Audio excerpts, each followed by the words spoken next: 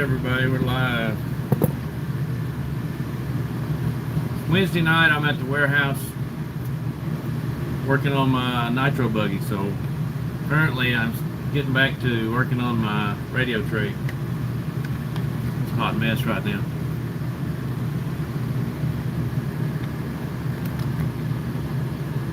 We'll wait for somebody to get on here and see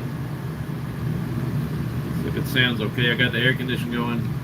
Hello Xavier, it's RC. Hey Dallas every day. What's going on? So I'm working on my nitro buggy a little bit. I'm running practice tonight. We usually don't have much crowd on Wednesday nights, so I need some wrenching I need to do in the warehouse. So I got my new, I don't know if y'all saw my new body for my nitro buggy. It's pretty sweet.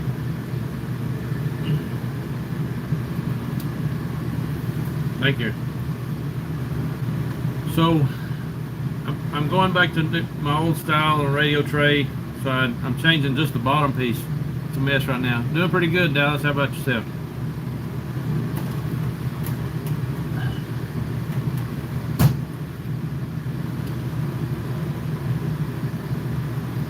Got some wiring I gotta straighten up.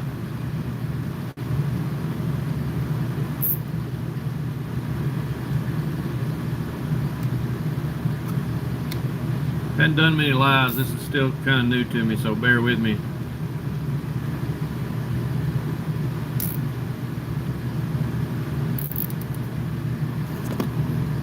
In a minute, I'll scroll down and you see what I'm doing here.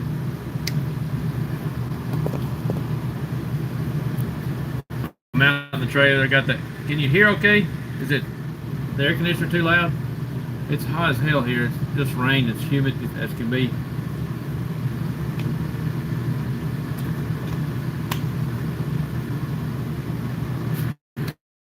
Let's see, I wish I could, somebody scroll it down just a little bit.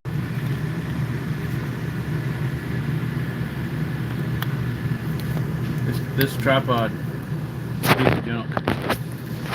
It's taking me a minute to get it set up right.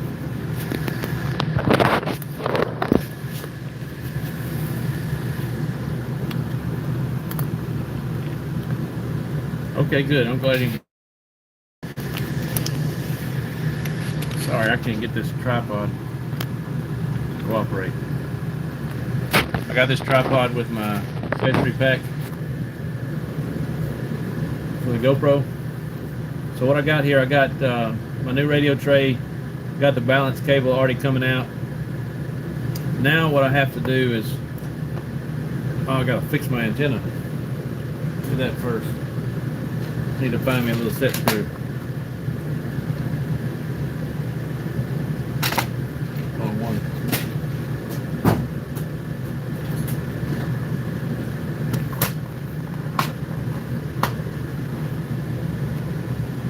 Dave, thank you.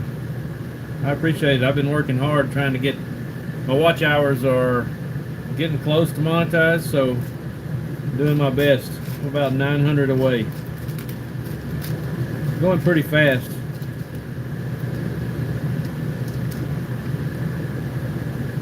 Gotta dig out a set screw here.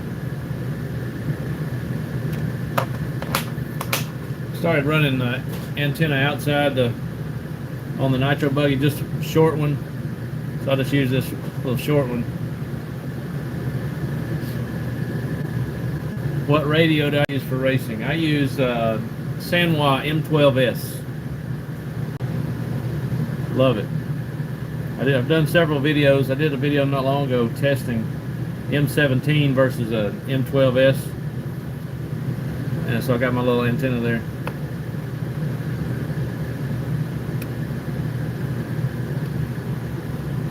I like the M17. It's a little too pricey. Everything about it's cool. I don't think it's that much better with the settings I used according to my testing. That set screw's not working.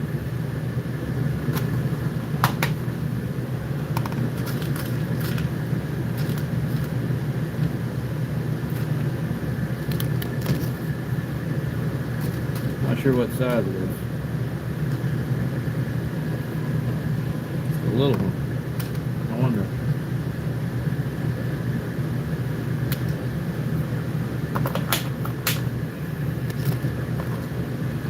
Y'all feel free to ask any questions. Like I say, I'm not really good at this live thing. I'll do my best. And I'm using it on my phone, so it kind of there are multiple tracks you run a decent amount. I'm mostly at the warehouse. It's a small indoor track. I run the races here, and I'm here. It's not near the house, so I do almost all my racing here. I travel to some short distance driving. There's like 3 or so in the state. I go to all of those every once in a while. Some of the big race time races I go to. I don't get to travel as much as I'd like to. These gas prices these days, when you're hauling a trailer, it's pretty bad. But this track is an indoor play track. You watch some of my videos. Most all my testing videos are here. And tonight is a practice night. I don't know if anybody will show up. If they do, they'll probably come knock on the door and come pay and whatnot. And you can run $10. You can run all you want on practice night. It'll be here till about 8 or 9 o'clock, according to who shows up. Wednesday night is pretty dead. Tuesday night they have a race, a more relaxed race program. Tuesday Night Thunder. That's pretty cool, but I'm usually worn out at the end of the day after work, so I'm running tonight because nobody else is here, and I need to do some testing anyway. So I mean, not testing, but just wrenching on the nitro buggy. So what I need to do here, all right, once I got this put together, it looks something like this. I use the balance port to charge with. Problem is, my charger every now and then acts kind of silly and doesn't want to work through the charge port through that Protect deal. So I'll take and cut a little slit right here, and I'm going to take this wire and solder it in, and I'll put a little zip tie on it so it sits like I put a slot for the wire to go down in, and I'll zip tie it so it stays right there. And then if need be, and the the balance port doesn't work for charging, I'll just plug it into that. So what I need to do, I need to get my iron out.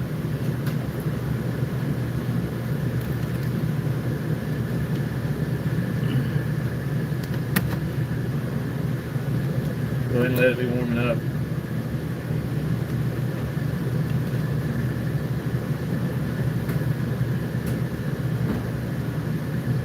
I'll have to scroll by here every now and then, check the messages. Thanks for all your build videos, Seth. Videos, they're helpful. Thank you. I appreciate it. I mean, it's a lot of work. The next one is go-karting. For me, it's hard to travel as well. Trucks while towing are thirsty. Oh yeah, I use an old Tahoe. Man, it sucks it dry. I mean, I spent, just to go in-state races, you'll spend $200 on gas. It goes fast.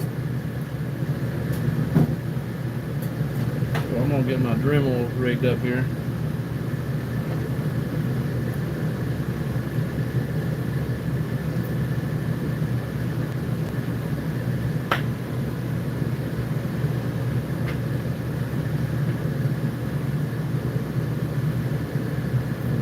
Got this fancy cutoff wheel that came with this kit from Harbor Freight. This thing works great for doing these plastics.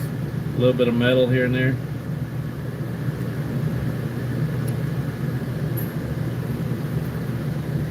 So what I'll do is I'll line this up and mark it. I thought I had a silver Sharpie. I'll take and set it right here, and I'll put me a mark right there.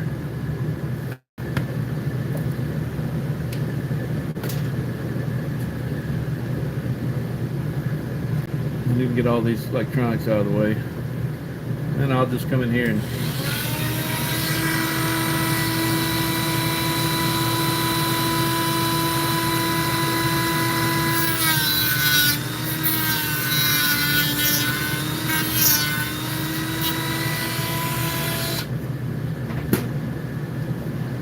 cut a little slit there, enough to where the wire can just tuck in there.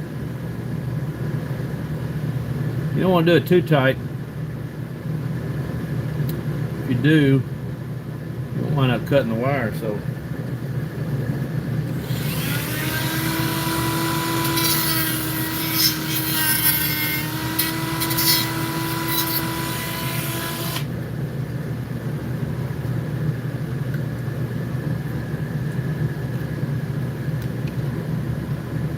that's probably good, and I'll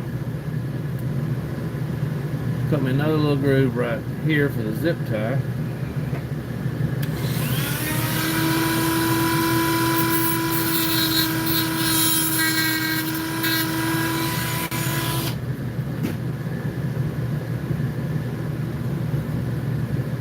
And I got a bunch of holes in it. Make sure I'm not missing any messages.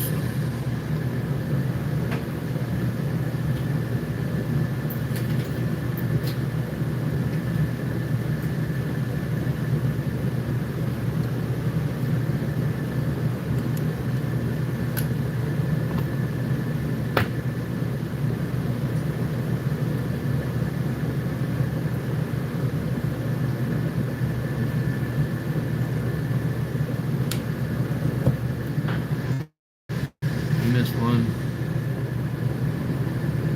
Sorry to take off. Thanks for chatting. No problem. Thanks for coming by. You can come back and watch it later. Maybe you can, or you can put it in the background and let it play. Give me some watch hours. I'd appreciate it. Okay, so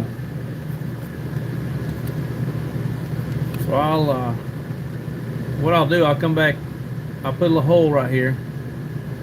So I don't want to have that side exposed.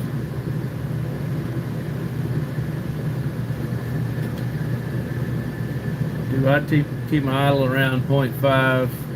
Yeah, that's the most important thing. Is get your idle gap to start off with. I'll set it according to the engine and the shape it's in. When they get a little wear on it, I think the gap needs to be a little bigger than that. So 0.5, 0.6. I may go just a tad bit more, and then just leave it. Now I gotta find just the right zip tie. So I need to get some more small zip ties. This, you just need a tiny one. So yeah, keep that 0.5 millimeter or so, tiny bit bigger maybe, and then just tune it from there. But like I say, once it gets some time on it, I've had one recently where I've had to go up a little bigger than that. Actually, my M5S that I'm currently using is a little higher than that.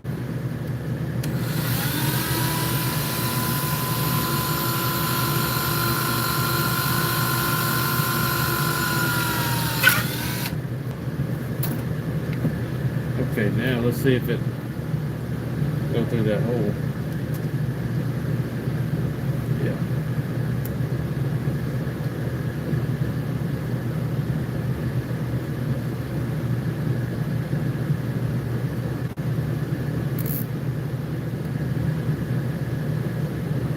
Did that wrong.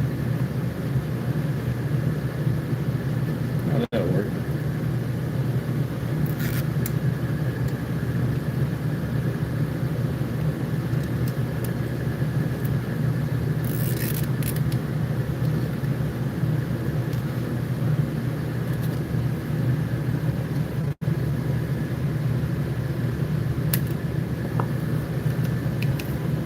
So there's my extra charging port.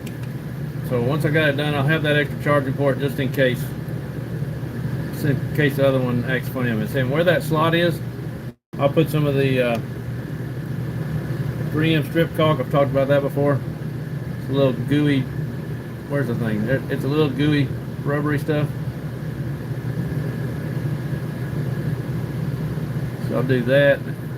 Just pack that around there to keep dust out. Try to leave enough wire exposed where I can see what color. So I think the bottom one obviously doesn't have a wire in it. I have another question here. I'm having trouble getting a good steady idle. I gotta be honest, I still struggle with the idle a little bit. I concentrate more on the running tune and make sure the idle's not out of control. Sometimes my idle will wander just a little bit too. I don't focus on that as much as I do the tune, and it stays running. How often do your diffs? Been rebuilding mine after every other race for caution. I don't do it that often. I probably don't do it as much as I should, to be honest with you. Every 4 or 5 races here, a race here is 16 minutes worth of qualifying and a 15-minute race. That's not a whole lot. So I'll probably do it every 4 or 5 races or so. I probably should do it a little more, but I don't have a whole lot of time, to be honest with you. Every other race, that's a lot of work.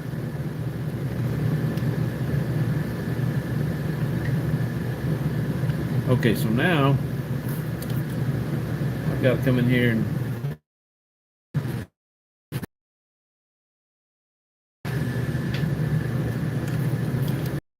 got to figure out how I'm gonna wire this in here.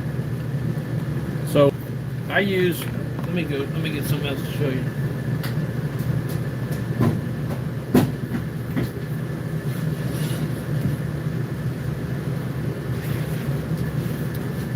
So my switch setup is technically not a switch.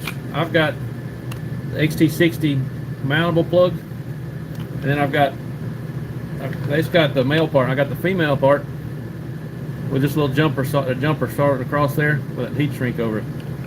And to turn the car on and off, you just plug it up.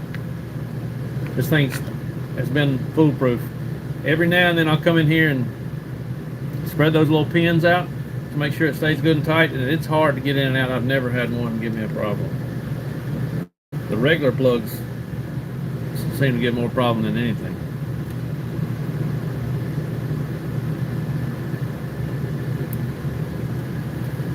I'm gonna put this back up. You can't see. You know, see what I'm doing. I need my GoPro. I sent it off. My GoPro, I cracked it. I hit it with a drift car. You see one of my shorts, I've got it on video, where a drift car, I was skating around while we were at the beach and hit the camera, knocked it over on the concrete. I just barely bumped it, and it cracked the screen. So they're replacing it. I got there under their membership program. Okay, so this is a wiring mess. Okay, so gotta find the positive wire, negative wire.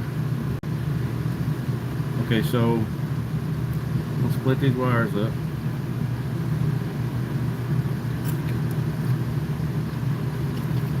So if you see on the bottom of my tray, that's what it is. I've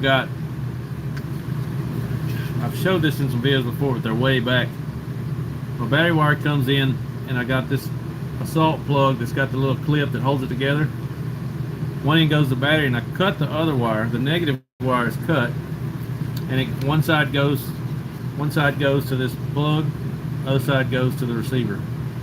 So when you plug it up, it just makes contact on the negative wire. So what I'm doing now is I'm running my extra little battery jumper, the negative wire to here, and then the positive wire, I'm going to jump it in so it can charge the battery. I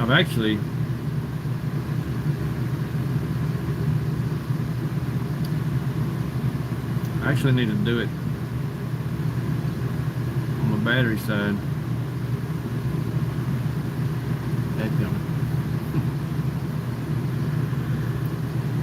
Looks slow. It is slow, Paul. Slow, it won't even run right now. What's going on? How's the weather down there? Hot?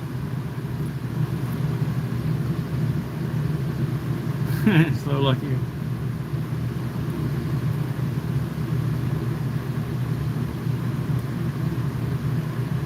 Rain most of the day, yeah. Did when we came down there almost every day. It rained like hell here today.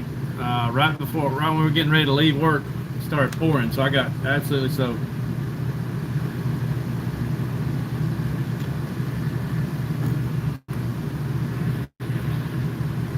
Am I coming to beat the heat? I doubt it. I can't afford the gas. Maybe one day I'll get enough money from YouTube to pay for it.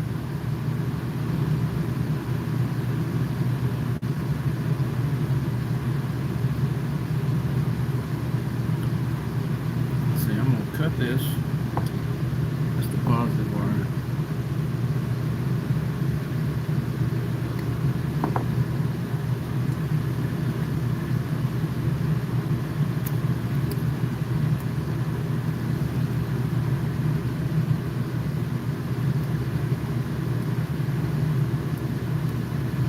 Sell you the beach house. Me and my sister own it, and she doesn't want to sell it. So I guess we're gonna keep it a while.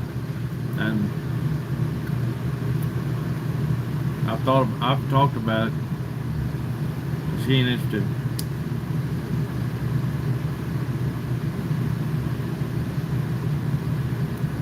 I don't get to go enough for what it costs.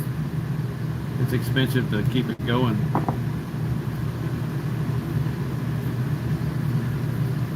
Alright, I'll be right back. I gotta get the heat shrink.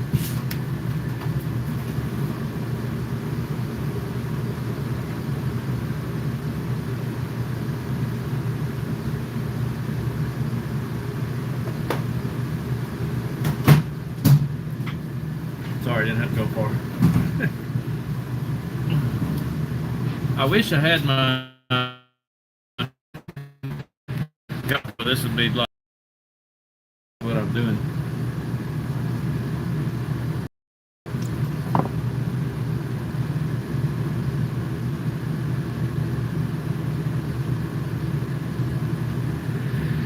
What's the locking plug I had on the battery lead?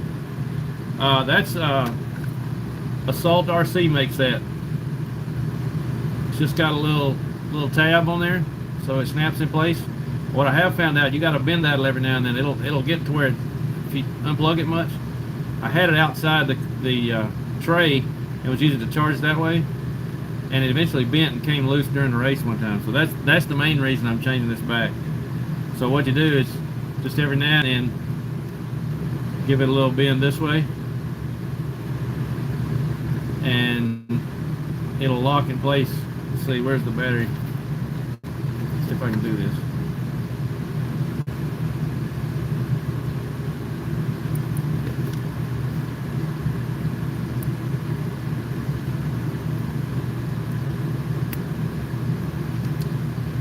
You can see that little tab holds it in place. And it's just well, you can see here I've cut it to make my little plug, but it's just got a regular plug that goes in the receiver here. So some people will plug this in the receiver, put this outside the box, and just plug it into that. I think that's what their original intention was. But I gotta be different, you know. Okay, what's my method for gluing tires? Use alcohol or simple green to clean them first? Okay, what I do, I take the sanding wheel like this. Let's see if I got a wheel.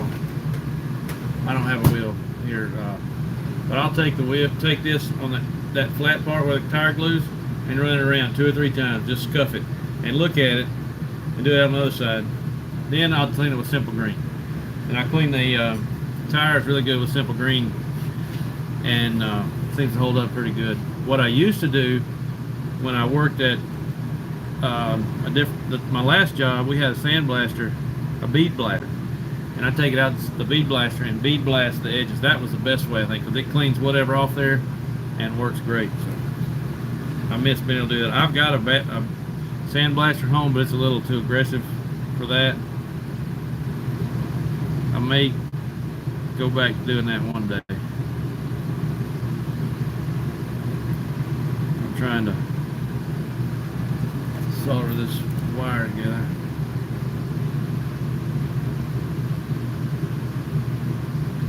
I should have cleaned that.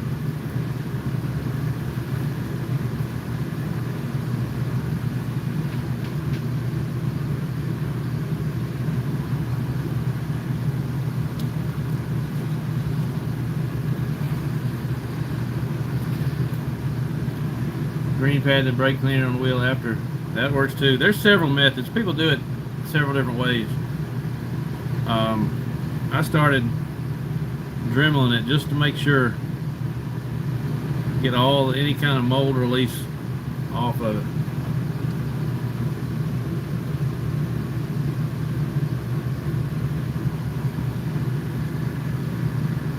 Now let's see if I can do this without burning my hand.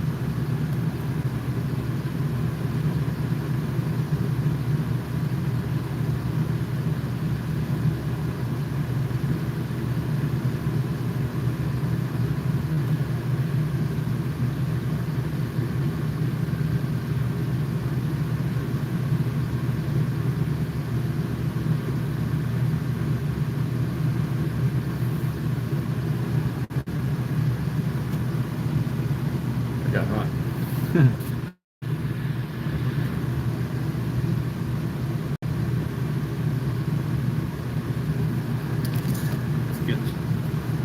That didn't work so good.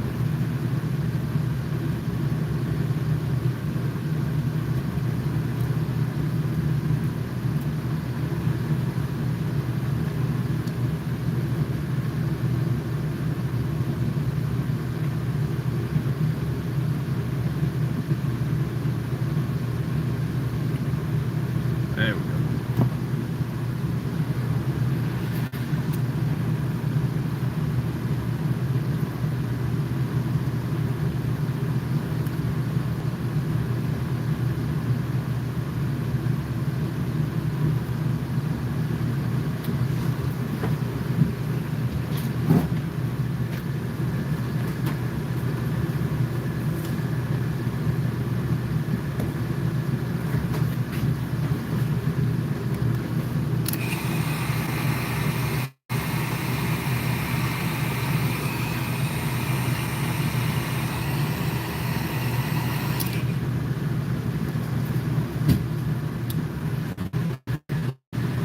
Sorry for pushing me questions. You're not doing that. Oh, let's go back to polish. Get clean.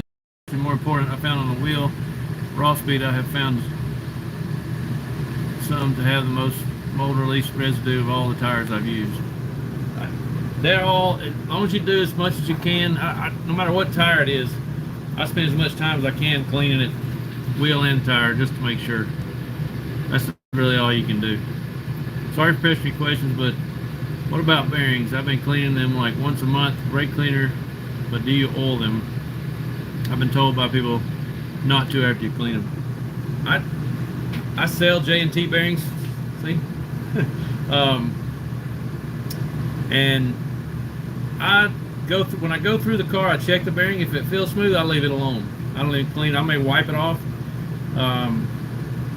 And if it's got any crunch to it, I replace it.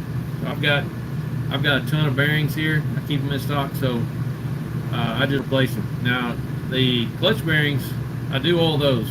I'll take those off, wipe them off. If it feels smooth, I'll put a drop of oil in it, put it back in, and you can use doing that. It works over and over good. So I keep my J&T bearing oil here handy, and about the only thing I oil is the clutch bearings. The other bearings last a long time, and if they crunch, I just replace it, because they're cheap bearings. They're like $1 a piece. Lighter fluid, awesome for cleaning them. Then a 1-up bearing oil, yeah. As far as like some kind of solvent or something, I don't ever do that. I'll take the clutch bearings out, wipe them off real good, because they have some dirt on it. If they look like crap or they feel like crap, I throw them away. If it's dirty, I just wipe it off best I can, set it down, put some oil on it, twist it around, make sure it feels good, and put it back in the car. Other than that, I just replace it. So now,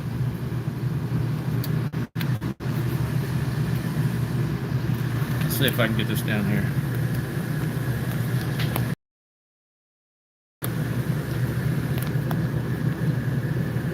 You can see a little bit.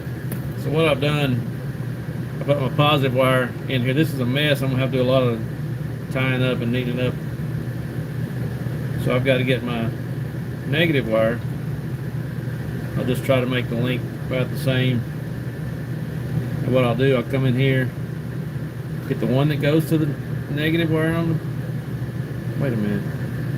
Yeah, the negative wire on the battery. I know it's red, but it's negative. Just going to tap it into that. So if the plug is not plugged in to have the car on, I can use my extra charging port to charge it. I'll come back just a little bit.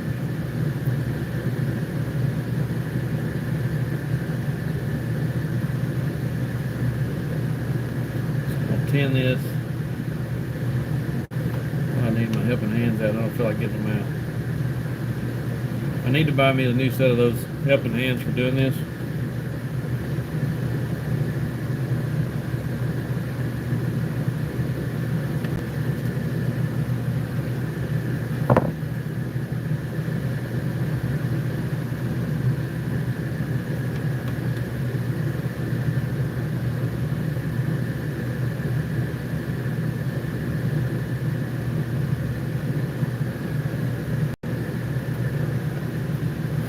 Okay, so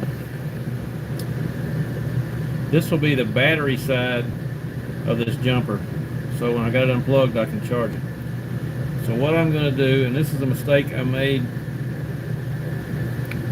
last time, I didn't buy any new shoe goo. I like to shoe goo these because this thing's taking a lot of abuse and these wires are getting beat on. Let's see, I can see if I can read this.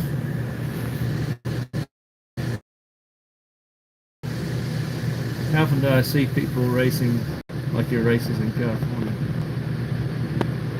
People racing like you're racing in California. I'm not in California, I'm in Alabama. We race every couple of weeks. HB seems to have a much bigger battery box than my 3.2. But HB has all-in-one box versus separate box for receiver. Yeah, it's all one in one. Oh, never mind, you see it. Dude, you're reading these. Say it again. I'm not sure what you asked me, David. You said, how often do I see racing like your races in California?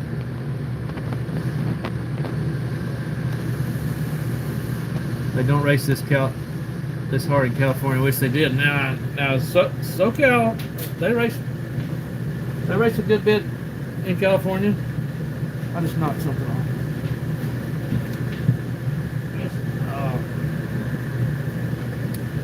I wish I had California's weather here. Well, we usually get plagued with rain and stuff on outdoor races.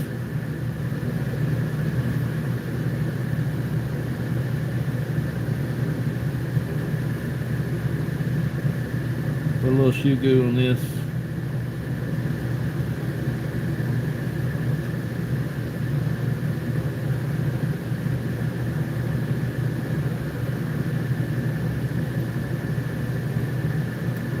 Stuff. It's necessary evil.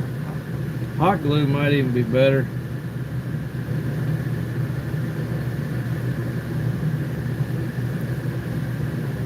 And this is one of those things that you want to come back and check every now and then.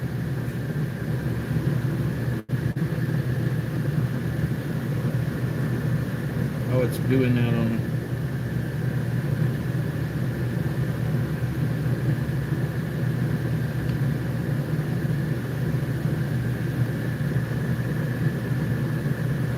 One of those things you want to come back and check because it takes some some beatings, and those wires, they start getting vibrated up and down, they'll eventually break.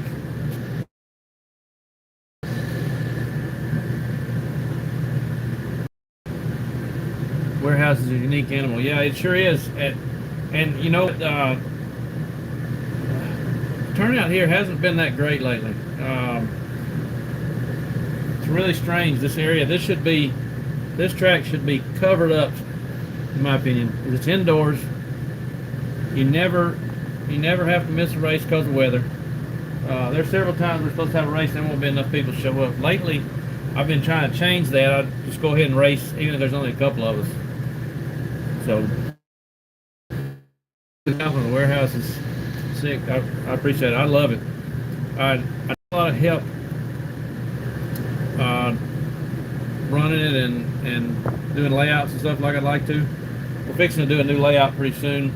I had a guy that I work with lined up to do it for me, and he was going to start on this week, and his wife came up with COVID, and he went and got tested like yesterday, and now he's got it.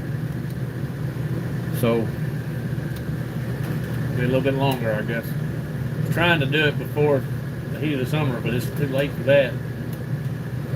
It's like we're going to be doing it in the heat, hopefully in the next several weeks.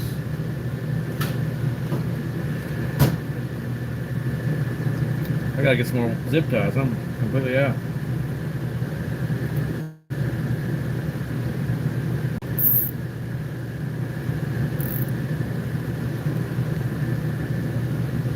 Got one. I'm gonna save that one.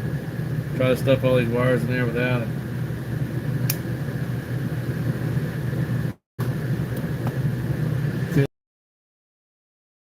I don't think you can find a track like that clean in an alley because of the price. It just sucks when we don't get this cool. I understand. Yeah. I've always said I'd like to move to California just for the racing because the weather's good, but it's so expensive. I would never do it. Okay, so this has got to go back in here.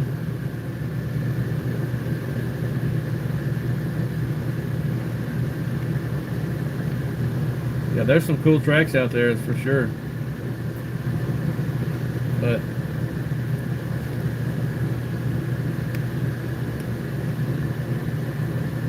that's a lot of stuff in that box. AC for the weather would be awesome, but extremely costly. Yeah. What I would love to do is like that. Whatever that track was in California, they had the mist system that does every. Hold on, get a text.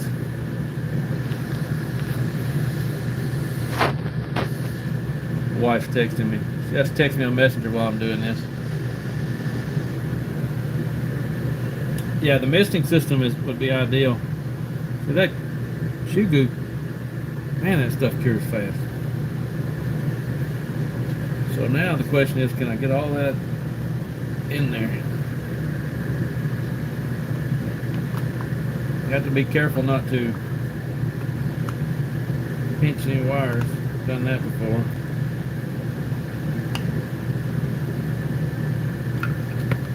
I don't know what I've done. I usually don't have this much. I usually have more room. Let's see what I'm doing here.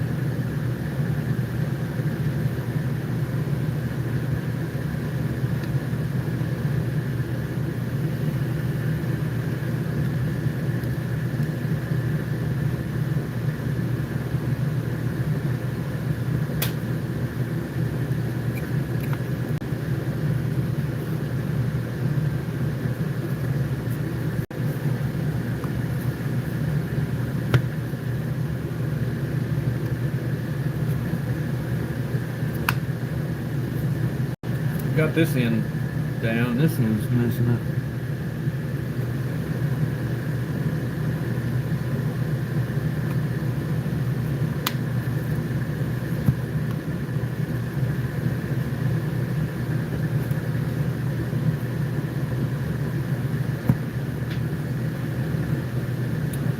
Alright, bear with me. I'm gonna try to get this tightened down.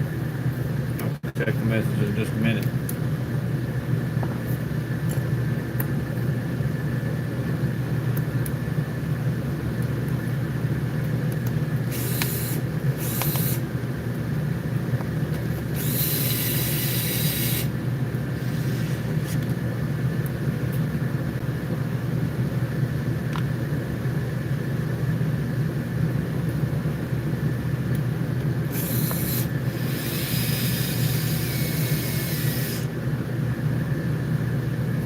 Alright, let's see. Hold it. Brian has lines on track. What? At on track. And as long as the humidity's in there too high, it works well. Yeah.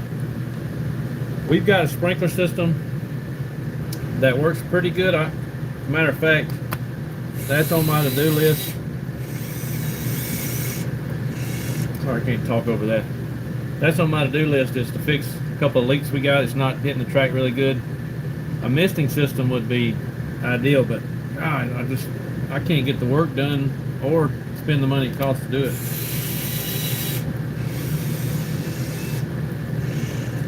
The track is a club-based track, so club members pay dues, and that's what keeps it afloat pretty much. Because we don't do enough business for sure to keep it going. So it's pretty much done. The only thing I do is add some of my 3-inch strip caulk there, as you can see. So my on-off switch. Let me get my radio out, see if it works.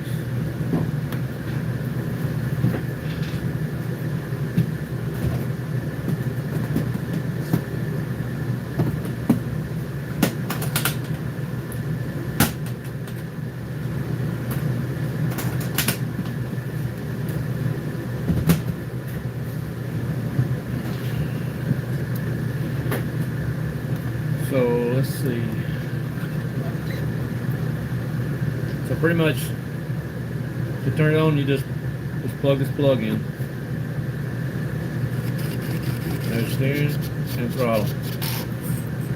If you can see it working.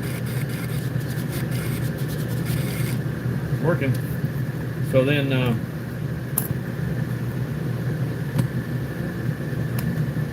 I want to see if hook it to the charger and see what it does.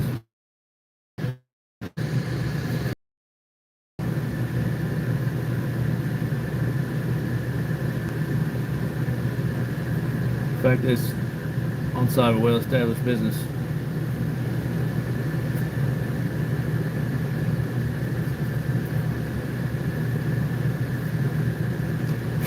I did all my work before on the body before work the other day, and I got dust all over this thing. Not that it's not going to get dust on it.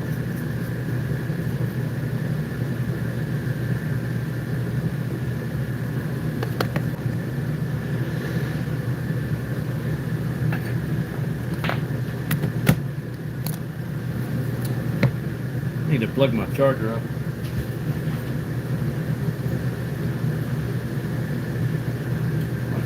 It's in my pocket.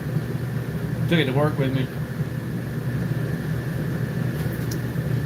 And I made sure my phone was getting charged before I started this.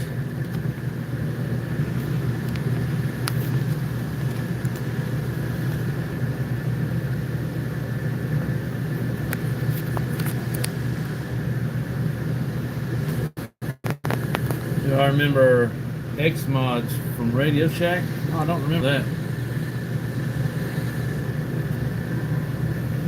Okay, what do I charge as milliamp hour? Oh, it is milliamp hours of the balance. Or is the balance exposed? Yeah, I got the balance port right here. So what I originally designed this to do was plug. ProTech makes a. Let's see if I can find it.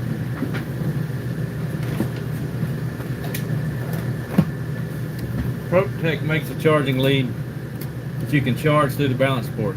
So you got your leads here in your charger, and this in the balance port, and then there's your I'm sorry, yeah, this in the balance port, this on your balancer, and I usually charge at 3 or 4 amps. It's a 2300 Protect HV.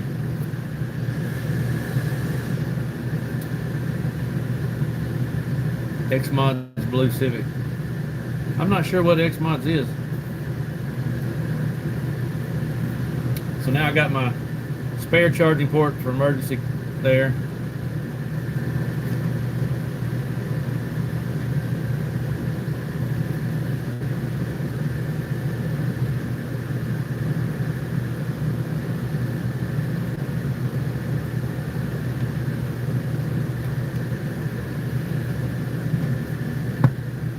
Then I have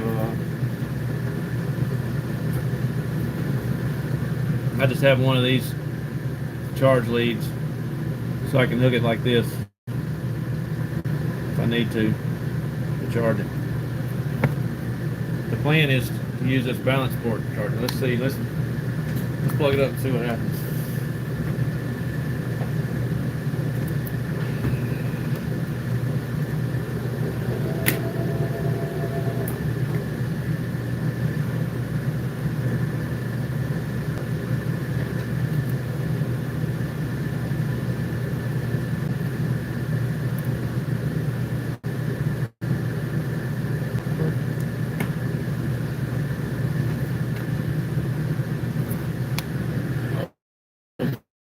Here, Paul sent me Xmods. Oh, that's pretty cool. Is it an RC car?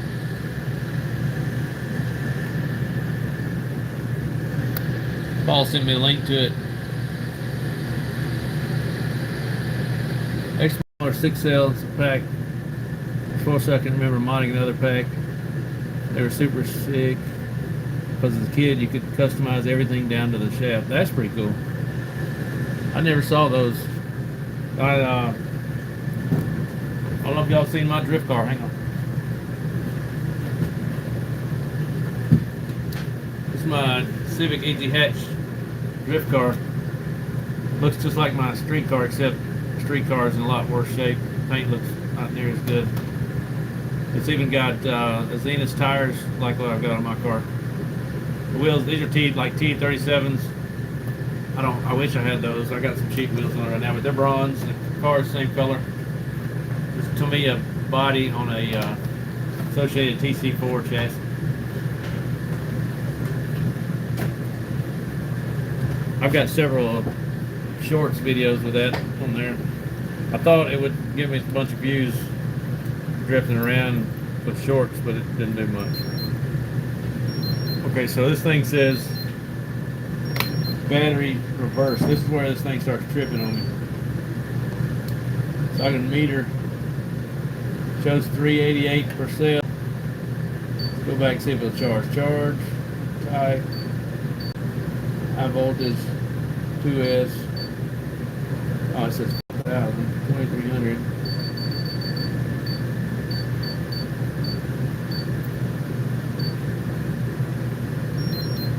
It's charging. Sometimes that thing charges. Sometimes I'm gonna stop it because I'm not running anything tonight. I was gonna work on the tune on the car a little bit, but then that rain came and it's gonna be so humid in the track. I'm not even gonna fool it. So now I can charge either one. So that's cool. I'll tell you what I did the other day. It comes. This charge lead comes with this. I don't know exactly why this is, but there was shrink around these three connections right here. They were super tight together. I took that off and tried it, and it's been working ever since. I don't know what that's all about.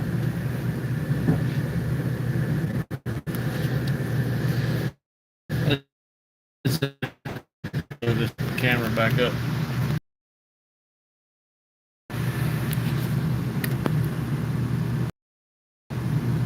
Yeah, it's a copy of my EG. Looks, I got another video with it sitting on top of the car. It looks pretty cool.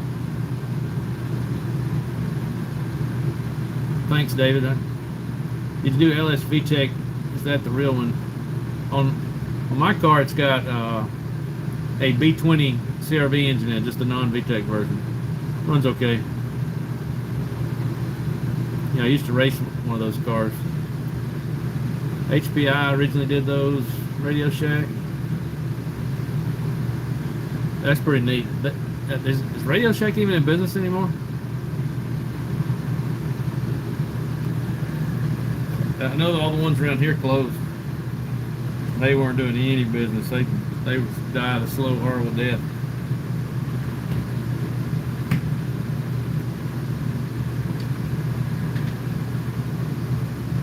I've got a problem with this toolbox over here. The drawers just come open. I got to work on that. Let's see what I miss here. Yeah, pretty much gone. Yeah. When I was a kid, it was pretty cool. You know, my parents wouldn't let me buy much there. But I'd go to buy some things I needed when I got a little older, of course. Did a lot of car stereo back in the day, so every now and then I needed something. This thing is stuck.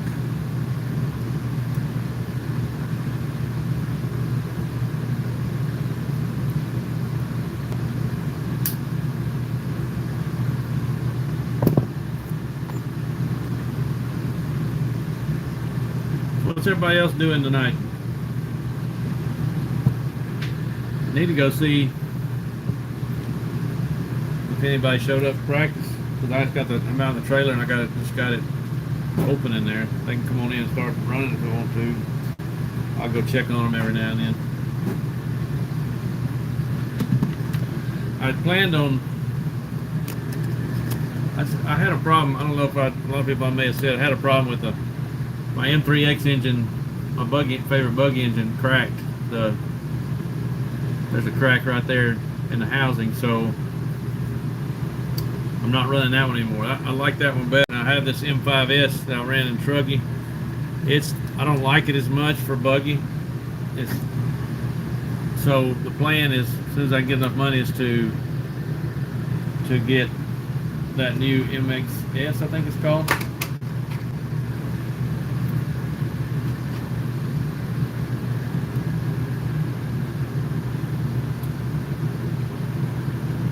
I had a DB7 sleeper with a V6 Legend engine in it.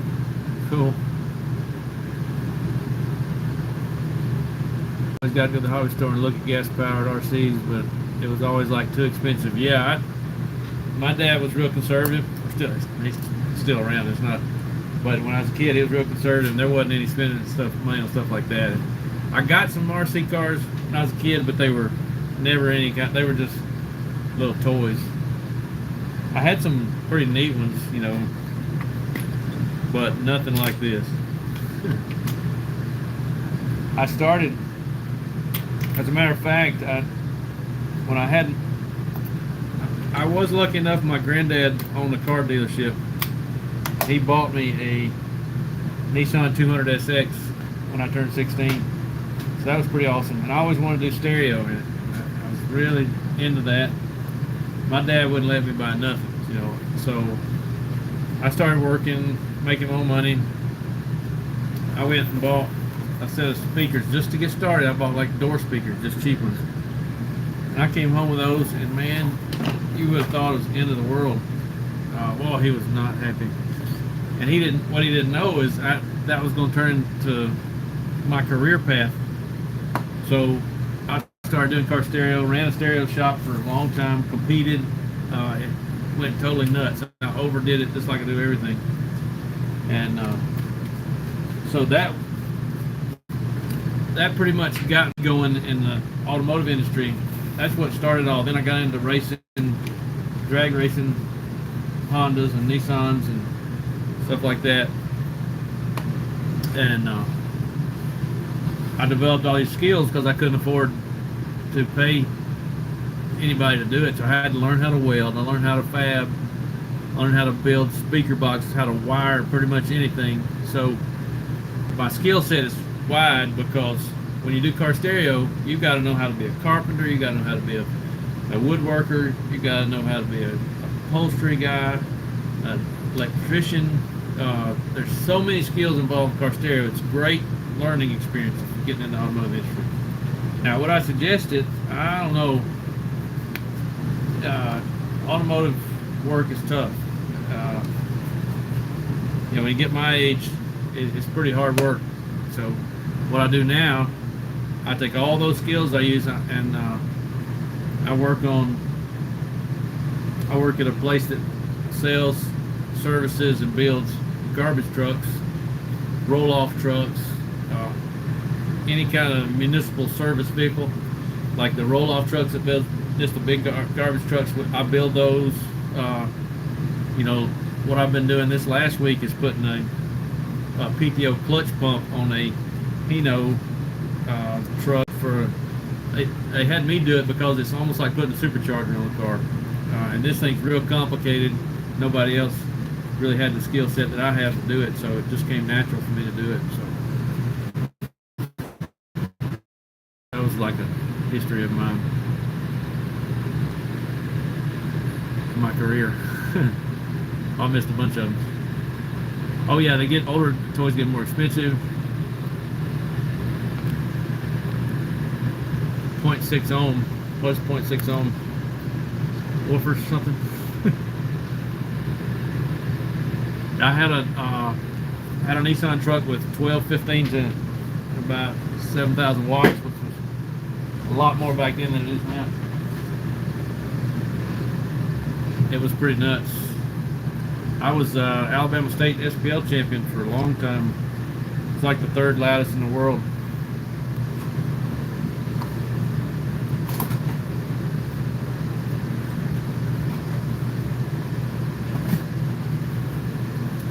Let's see what I missed here.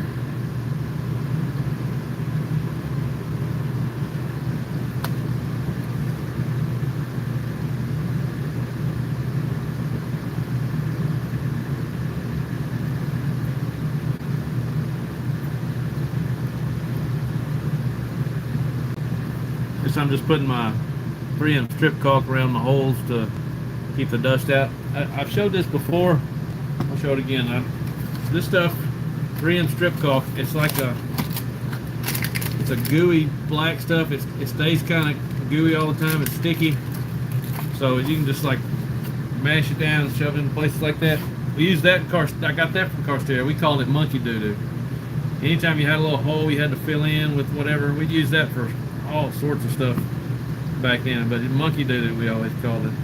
It's pretty funny. So that's my radio tray. It's ready to go.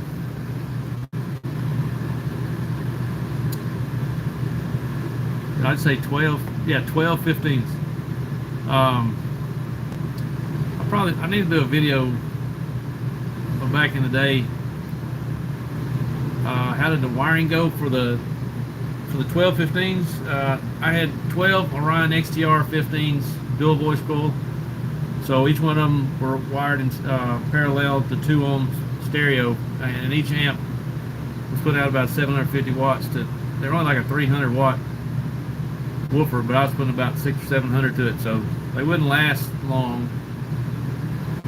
Yeah, now we're showing our age. That's what I was going to say. I should have done a video with my woofer, with my stereo. Definitely, I have some video on it's not on a VHS tape. I think it was an 8mm tape. I need to figure out how to put that on there so everybody can go back and see where I got my start in the automotive industry. Yeah, I had we were doing SPL all over the place. I traveled back then you could afford gas, so I traveled almost every weekend. We were gone. That's where you see, you know my wife, the pit chick. She's the one that's got all the views on YouTube with her pit stops. When we started dating, she was with me everywhere we went. She had a big car stereo. We went to every stereo contest around. There was a bunch of that going on back then. It was really fun. I'd like to say I'd like to have some of that money back, but I had fun. Let's see if I can share this on Facebook. Should have done that one. Okay, sorry about that. Okay, so in Foley, I probably did. If it was in Alabama, Tennessee, Georgia, Mississippi, some Florida maybe, I was there. Guarantee I was everywhere. There was a car stereo shop still there now in Pelham here, Radioactive. I was the manager there for a long time. I can't say that I remember going to any at Foley, but I went to so many back then, I probably did. A lot were in northern Alabama, some around here, a lot in Tennessee, Georgia, a couple in Auburn.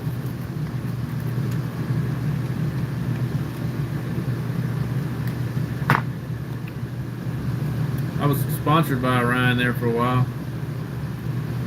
Paul's Cardio is still open. That stereo shops, man, the internet has put a hurting on stereo shops. I hate it. It was starting to affect us back when I was doing it, which has been a long time.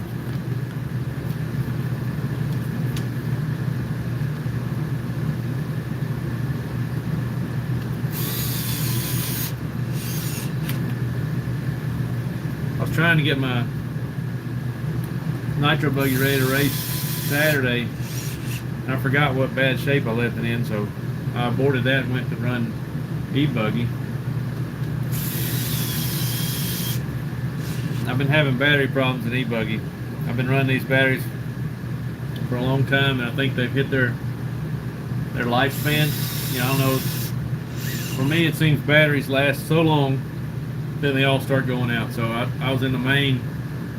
I'd lost one 2S battery, and then a couple weeks before, so I had 3 2S batteries. I run them in series, and in the main, I was doing pretty decent. I led for a while, I was in second, trying real close to the leader, and dropped the sail.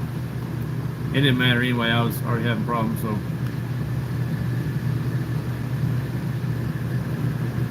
The power handling modern coils, yeah, they're pretty crazy. I don't keep up with it a whole lot. I don't know if they're as efficient as the older ones were, though. I got the guy I work with, me and one guy are real close together and work together. He was a car stereo guy too. He's still into it big time, and he loves it, still loves it. I just recently got some new stuff. I hadn't had stereo in years. I've been spending money on RC cars, so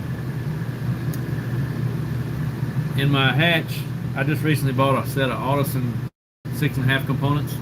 I bought the EG coupe, 2-door coupe power doors. So I got the 6.5 tweeter. And when my wife, Pit Chick, got rid of her Pathfinder, she gave me her powered Rockford 12 just for now. And man, that thing jams. Sounds awesome, better than I expected. Those Audison speakers are incredible for what they cost. Incredible. I think I spent $3 something on a set of components. You know, back in the day, I was spending thousands on a set of components. Used to like Focal speakers, Audison stuff. Is pretty impressive. One day I'm gonna give her a woofer back or get her another one for a new car and give me something different. That's something smaller. I don't need a 12. I'll probably get a 10 in a ported box or something. She's ready for me to do some stereo in hers, so that's one of the next things on all this. She wants that. She wants some exhaust. Oh, I made a video when I got here. I'm gonna get it edited and put out with just body repair. You know, just the old shoe goo trick with the sheetrock tape. I need to trim that a little bit.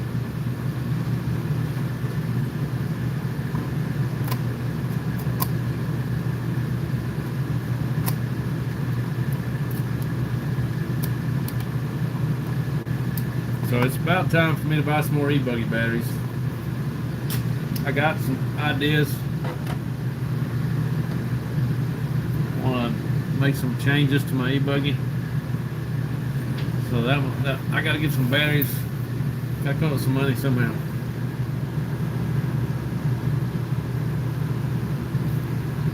Paul had a street beater system.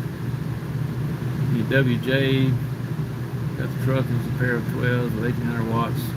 Kind of mad, but I had 16.volt man in it. I don't know what that is. I don't keep up with it that much anymore. All my focus is on RC stuff now. So I got my nitro buggy needs. That's another thing I need to get. See how nasty it is. This is from our last club race. We had a decent showing, and I had a tuning disaster. That's why I was gonna work on my tune. I don't know.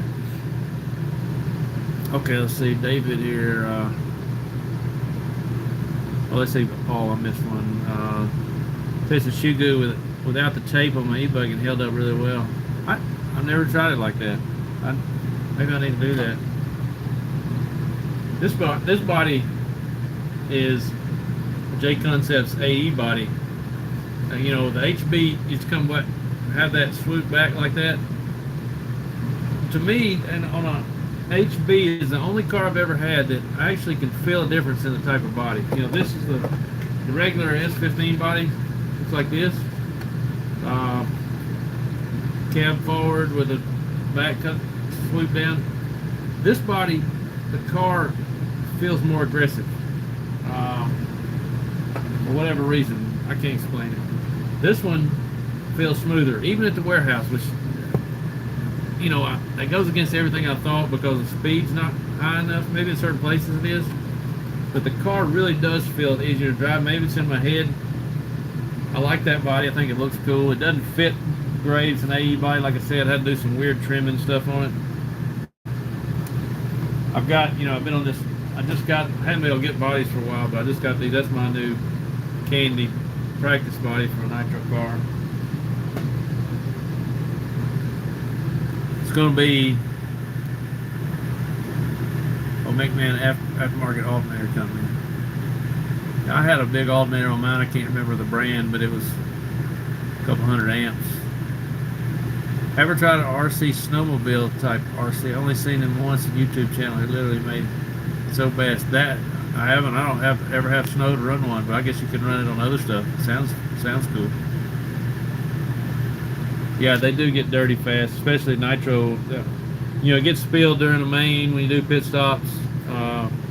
That's another thing I need to buy is the Simple Green foaming crystal, whatever it's called. I bought a case of it and I'm out. And that's usually the way I clean it. So I got to get some more.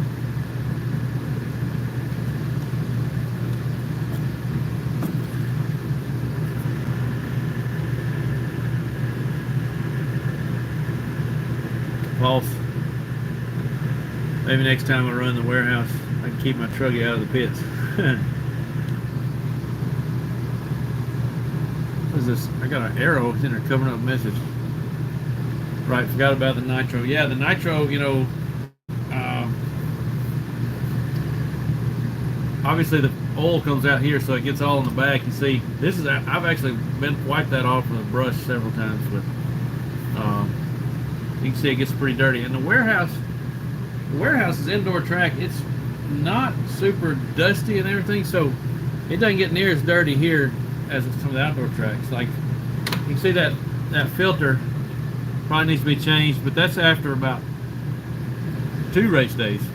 Well, I take that back. I put that in fresh that last race day. So that's 2 8-minute qualifiers and a 15-minute main.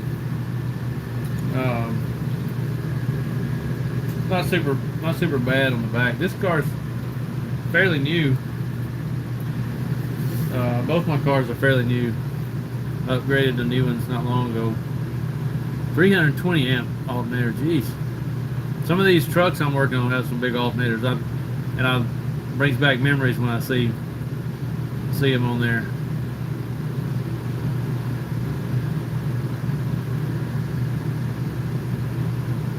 body looks clean. Oh, this, you mean this body? This is my race body. Oh, well, you're talking about the, yeah, my candy practice body. I did a video on this thing, how I did it. It's got a little, my daughter gave, I don't know if you can see it good, but my daughter gave me some glitter, some makeup glitter, at least splattered in there to get a little metallic effect. Looks great out in the sun.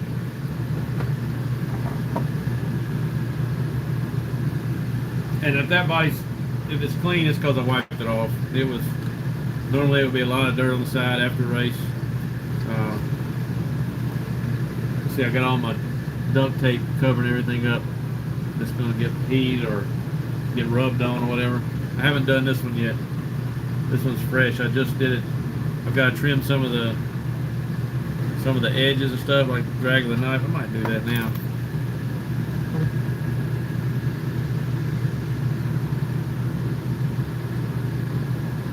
Thanks, David. I spent a lot of time on that. Actually, money too. That candy. I spent as much as I did getting this body painted. This body, my race body, was painted by Smiley Hen at Paint by Smiley. I spent probably $5 less getting that one painted, buying all the paint stuff, and having him do this. He charged like $60. Turned around like a day and a half. Now I don't think that's normal. He just happened to have the time to do it and got it away. So, David, you're getting those pro paint looks on your bodies like they do on a normal car. Very nice. Thank you. You see the ghost skulls in there. Told him, I showed him what my paint scheme looks like. This is my normal paint scheme. I've had a couple. This one was painted by Matt Hawkinson, M&H Designs. He does really good work, but the turnaround is not very fast, or wasn't for me anyway. He did this one in my Wheeler and my old Nitro body. But I think Smiley's my new guy. Doing a really good job.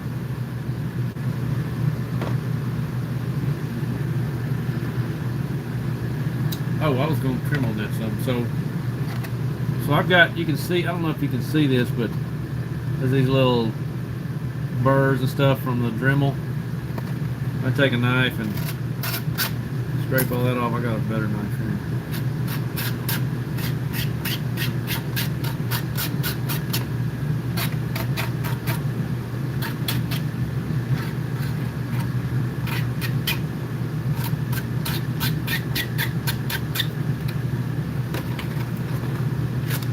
This is all tedious work, but it's necessary.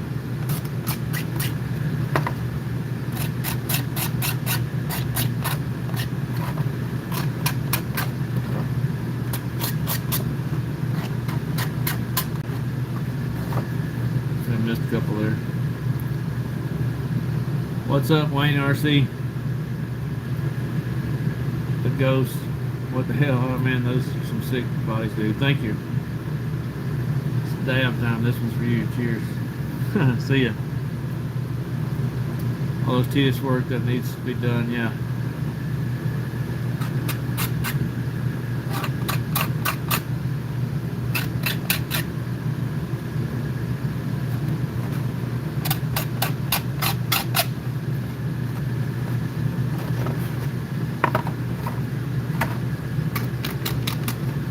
Weird, this stuff, you'll work on this and work on it, and you feel like you're never gonna get it all off.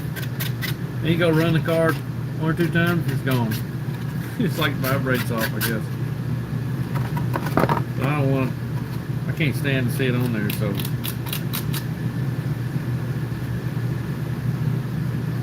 Well, this is a fresh blade on this knife. It's scary sharp.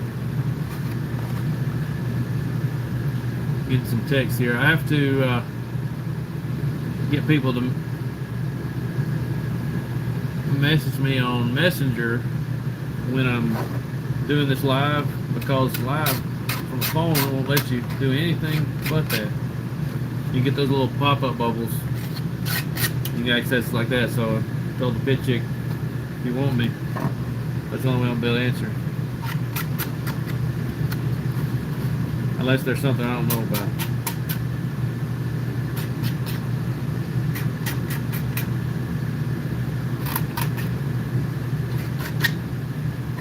I don't do many of these lives, never really have, but it's kind of fun actually, and I get a lot of watch time out of it. So, quick question: what are the rules? Like, I mean, is there any type of cheating or any kind of oddball, slime ball stuff, or not at all? Not really. Some classes, yeah, but like nitro buggy, it's pretty much run what you brung. Some races you go to, there's weight limitations, which is not really that often. Some of the sanctioning bodies you do, there's fuel tank size requirements at some of them, because like on an HB, for instance, you can put a truggy tank on it. It's bigger, but hold more fuel, get a longer pit stop. That's kind of a slime ball move if you do that. But most races, they don't even check it, so you could get away with it. But I don't know anybody that does. It's not that big of an advantage anyway. It's you know, pit stops aren't getting in and out of the pits fast. Yeah, that's a pretty big advantage, but getting just a tiny bit more run time, it's not that big advantage. Now, when you get to the super fast guys, yeah, it's more. But for me, I always tend to get 8-9 minutes run time, and that's pretty good. For anybody, that's pretty decent. So do that, get a decent speed pit stop. Which for me, I got the pit chick. She's incredibly fast. Usually, there's several times we got on video. Several times we making a pass in the pits, and our latest races here we did the same thing too. Now there are some other races, some other classes that'll have, like, we don't do it here, but they have stock two-wheel drive. They have a certain rules for motor stuff. I don't follow that much. You need a pit chick. Everybody needs a pit chick.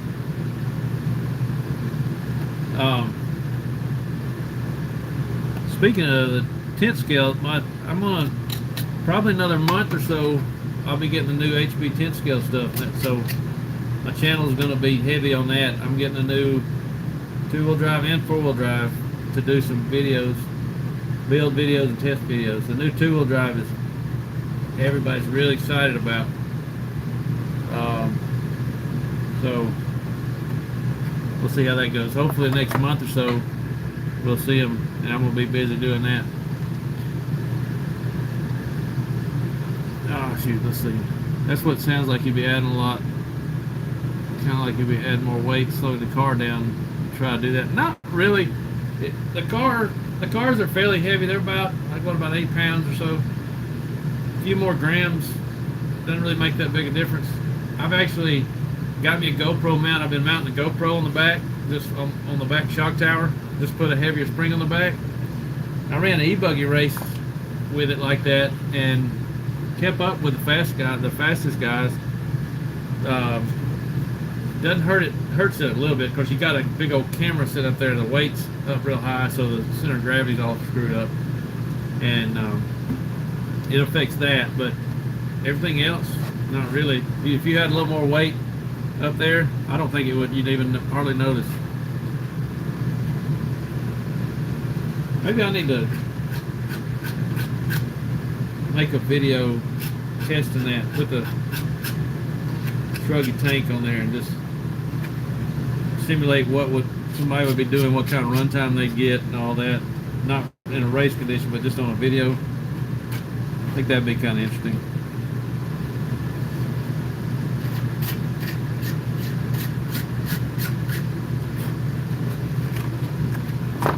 I've got some tape, some Ryan Mayfield tape. It's got the heat deflecting stuff on there. I've been using that on the bodies, but I think it's hurting it more than anything. I think with my stickers have been, let me show you this. This is my old practice body. See, it's still nasty. See how the stickers are peeling up and stuff? I think that's heat from the tape.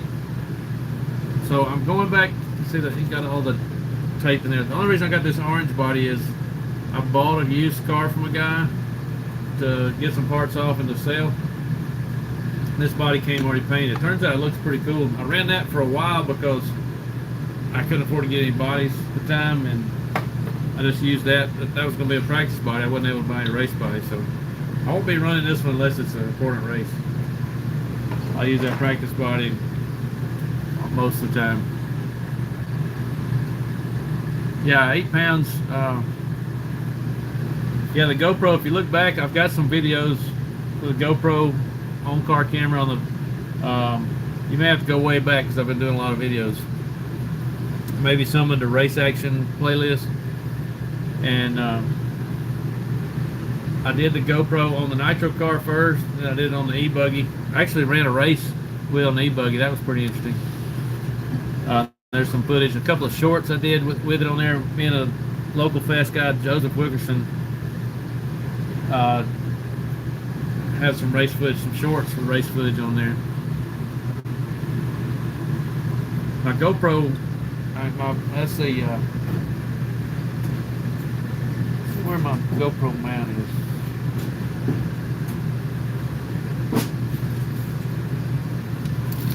My GoPro mount out to show you. I broke it, I think that same day. I made it out of some carbon fiber. Oh, that's not it. That's something else. That's a carbon piece I made. It's like a heat deflector for the radio train. Ever since I got this new car, I hadn't put it back on there. I need to do that. Turns out it works pretty good. So I made this carbon fiber GoPro mount. Just I found out, used the GoPro brand clip because the cheap ones break pretty easy. So I made this. It mounts to the wing mount right here, but I got a little crazy with it, wrecked a lot when I was testing something, I don't remember, and it cracked. I don't know if you can tell, it's a little bent right there. It's cracked right across here. So I need to get me, this is 1.5 mil thick. It's a little over a millimeter thick. I need to get some 2 millimeter. I think it'll be fine. I took a lot of tumbles with this before it broke. It finally broke.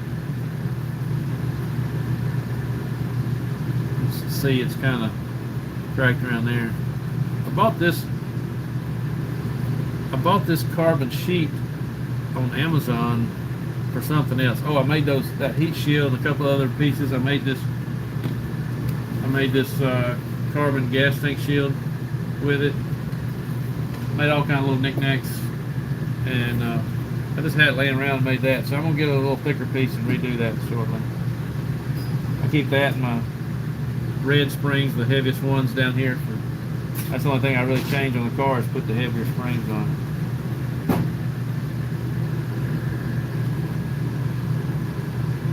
it. Yep.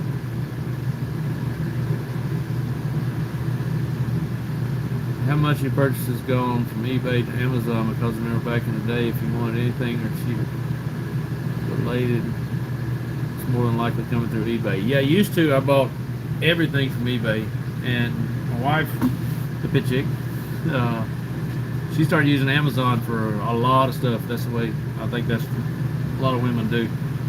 And I started getting it. I started doing the same thing. Now, car parts, I bought a lot of car parts from eBay, and some things every now and then you don't find on Amazon that I can't find on eBay. Sometimes, usually like car parts, like my daughter wrecked a car and I fixed everything on it, so I bought all the parts on eBay because I couldn't find all of them on Amazon. It was easier to just put them on one card on eBay.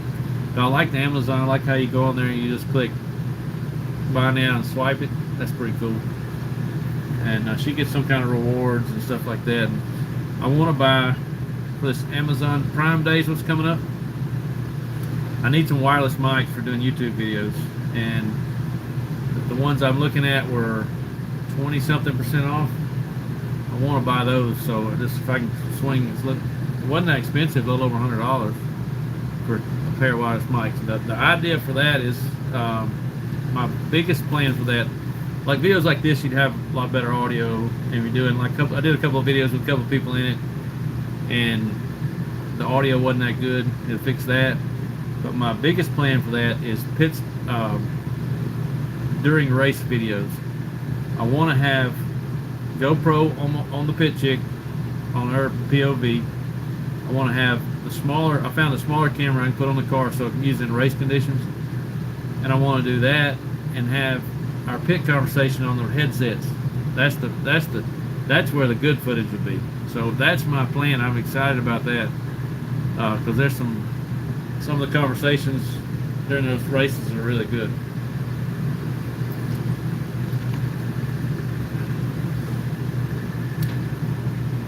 Yeah, it would be badass. I got big plans for that. I want to go to a big race, especially when it's along with today's the last day of Prime Day. Oh crap! I guess I missed it. Oh well. I'll let that go. So I'm gonna get those cameras pretty soon, hopefully.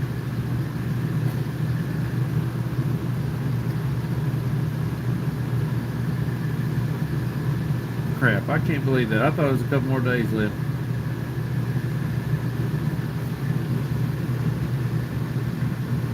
Gotta change my watch face. It doesn't have the date on it. That's probably why I missed it.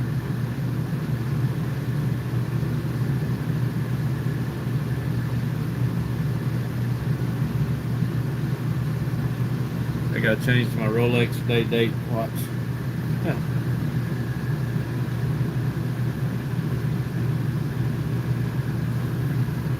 So what's everybody doing? They go on to midnight. I have to go talk to the wifey and see if I can go home and sweet talk her. Maybe we can get that coming. No, that ain't balling. That's an old school Samsung watch. I got all kind of Rolex. I bought it. The main reason I like to have the Rolex face. I've got Rolex tag and all that stuff. Okay, just got off work. Cool. Where are you at, David?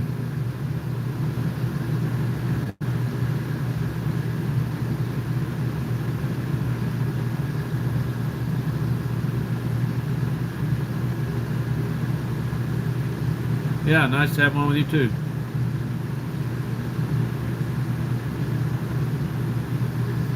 Let's go. I'm gonna step outside and walk in the track and see if there's anybody out there. I'll let y'all come with me. Oh, Kelly.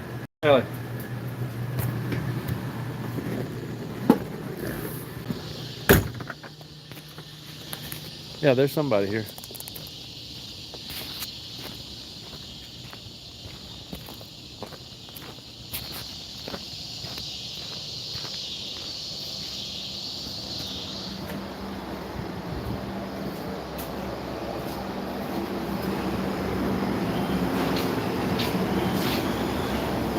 There's a couple of people here. What's going on? Sorry, I was out in the trailer. We're live on YouTube. Oh. How's it going? Pretty good. You need are you the guy that takes the money? Yeah. Take it? Yeah.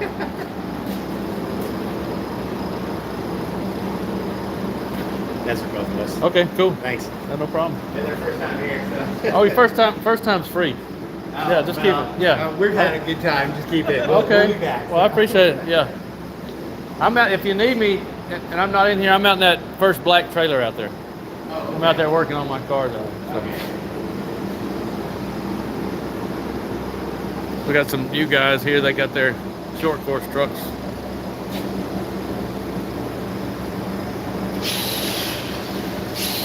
Yeah, June bugs. You'll see, have many June bugs in California? We can walk up on the stand.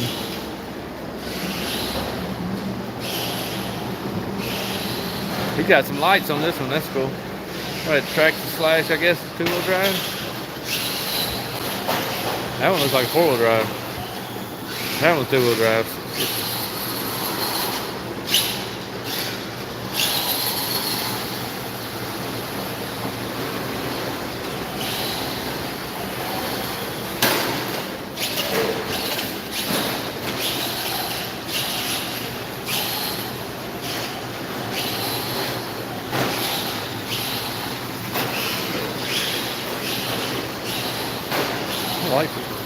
the lights are cool. I like the lights on that. It's cool.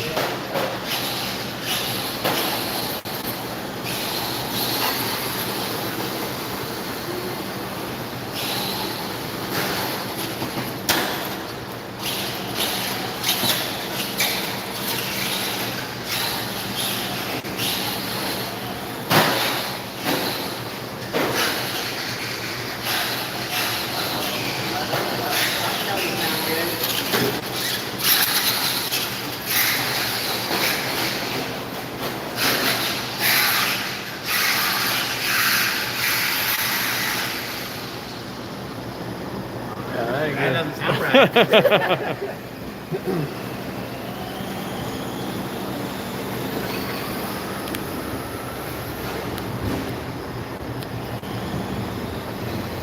Yeah, throttle control is really important. You can see he's got two-wheel drive, so that's a slash. We race those in like a spec slash class, and this is pretty much a box stock truck usually. It can be a handful sometimes. The throttle control is the most important thing in two-wheel drive because they'll just want to blow the tires off. Now you get up with these e-buggies and nitro buggies and everything, it's a whole nother story.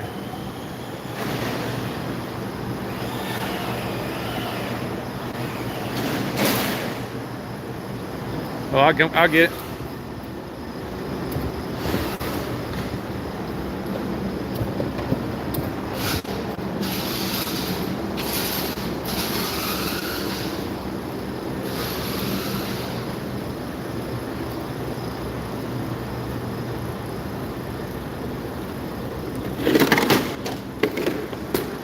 No problem.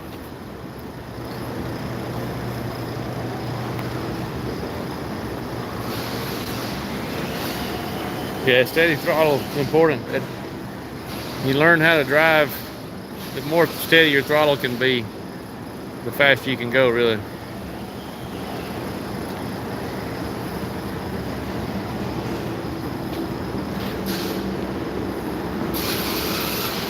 What did it do? Strip a gear or something? I think so. I'm not sure. I'll have to take it apart. See. It sounds like it. Yeah, probably. Yeah. Probably that spur gear, yeah. Yeah, that's exactly. Had a guy happened to him the other day at the race. Same thing. Well, cool. I'll be out here if y'all need me.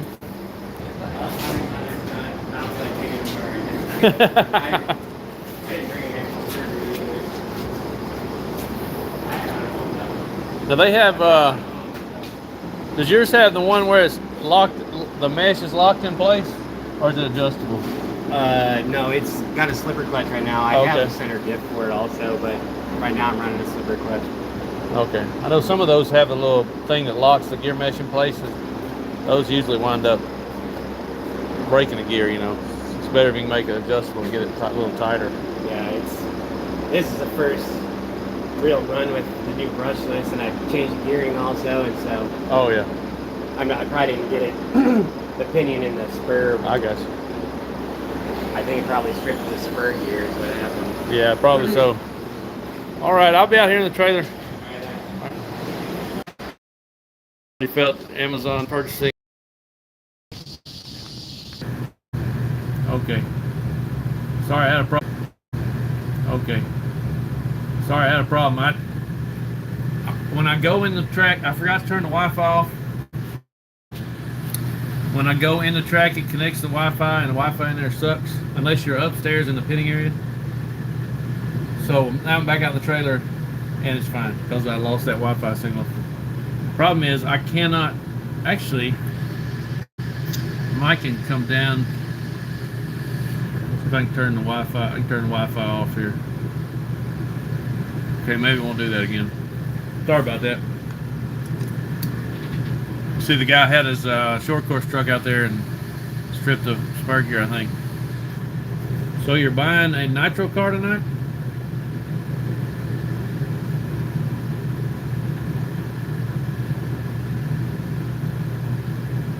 You have good videos. Thank you for helping a lot of people. Thank you. I appreciate it. I'm not a professional video guy by any means. Last week I tried to do live all day and race at the same time. That was a bad idea. I ended up doing about 3 hours, but the first run I was so focused on the race or the video, that I didn't pay attention to the race, and I started wrecking. I got mad and pulled off track, and I just stopped the stream and went back to work to race and had a better time. You want an RC, doesn't have to be nitro. So this is your first time getting RC, or you've been into it a while? What are you going to do with it? Is you just going to bash around or race it, or what?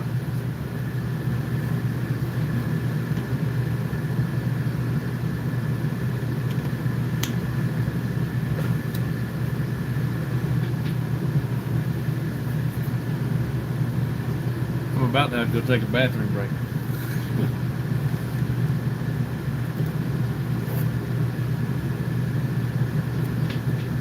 So those guys were nice. It was their first time at the track, and I told them we usually let first timers go free to try to get them hooked in and have them enjoy themselves, but they wanted to pay anyway. So they make a lot of people donate like that. That's great because they love us having a place to race. So we don't make a lot of money. We don't make any money. We just all of it goes back in the track. So like right now, what we've been making recently will go into paying a guy to do the track for us.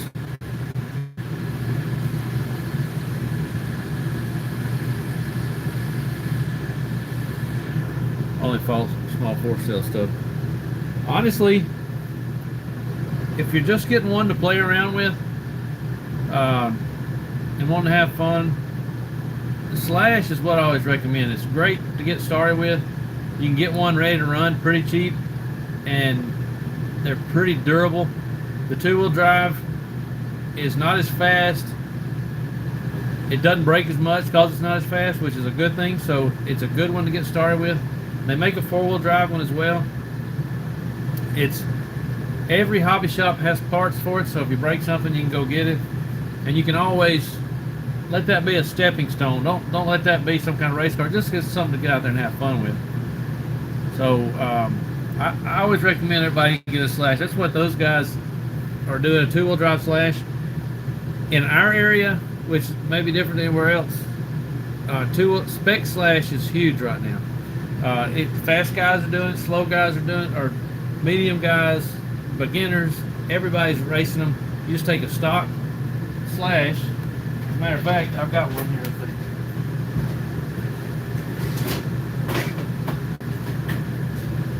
This is my spec Slash race truck. It's bone stock. All I changed is I put a 2S LiPo and my radio and receiver on it. Other than that, it's completely stock. I changed the shock fluid, a couple other little things, make some adjustments, and it has to be completely stock. The tires can be Traxxas tires, so they make a softer compound, which is what we always run. And then that's it pretty much. This thing costs about I want to say it's $230 something, and then I think it comes with a radio that will work just fine, and I think you have to buy a battery, and then it's ready to run. There's some hop-ups you can get, but like for us, it's completely stock, and it's fun because everybody's got the exact same truck. It's not the best handling thing in the world, but when everybody's out there racing, they're racing together, it's very even, it's fun. It's one of those deals where you got to keep up corner speed and stay smooth and learn throttle control. It's a fun truck. I have more fun running this sometimes than I do the expensive stuff. So we did a spec Slash series on Tuesday nights the last several weeks, and I wound up winning the points on that, so that was pretty cool. And I didn't win I think I only won one race all of them, but I was second, third most of the time. There's a couple of guys are really flying, but it's fun. I recommend that. I didn't the whole time I've had that about a year now, I guess, and I haven't broken anything on it, knock on wood. Now, running around the track in a somewhat smooth driver is a lot different than taking it out and bashing it on the street stuff. So, Okay, let's see. Let me scroll back. So I talk a little much. So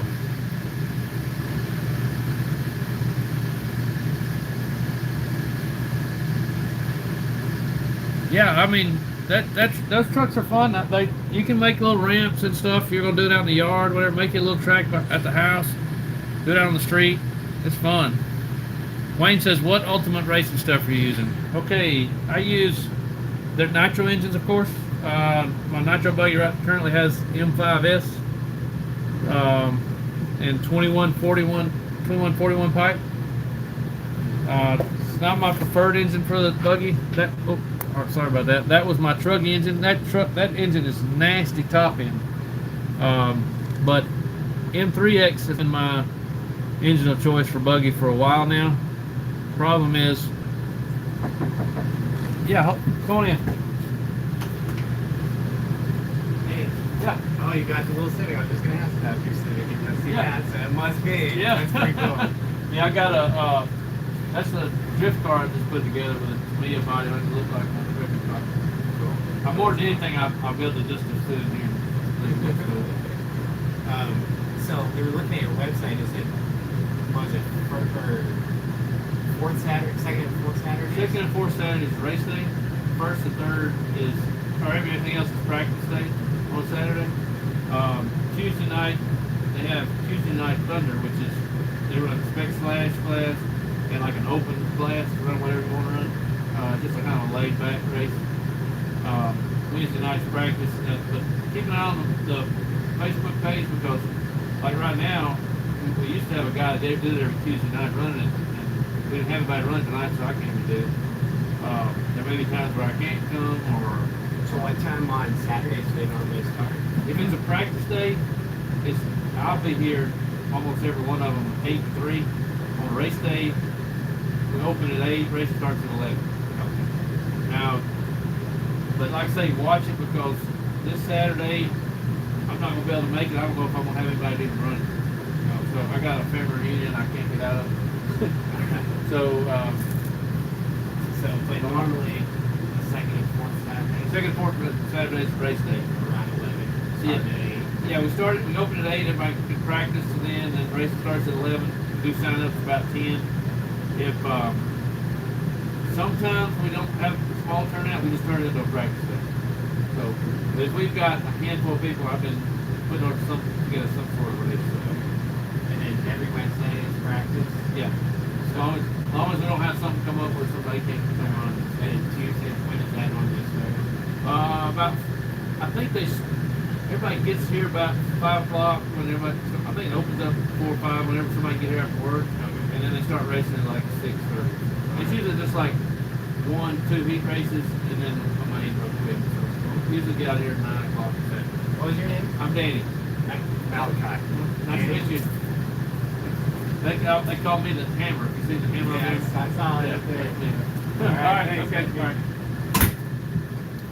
All right, yeah, so that was the new guys asking questions. So, forgot what I was saying. So, I've got a crack in the crankcase on the M3X, and I can't, my cost is more than I want to spend on just a crankcase for an engine that's got a bunch of time on it. So I'm just going to save up and buy that new MXS for a buggy, and also run the my batteries. I run the ultimate batteries. I run the e-buggy. I run two 5800 2S's, and my radio battery. The battery in my transmitter is an ultimate battery, which that one's been great, by the way. That thing lasts forever. Matter of fact, when they take it off the charger, I got a wireless charger. I got to take it off; it gets a little hot. So what else I run? That's about it. A few little odd and end pieces here and there. I was using their air filter, but I got a good deal on a bunch of the HB air filters elements for now, so I might change back to the ultimate air filter pretty soon. So let's see here. Thanks, Dave.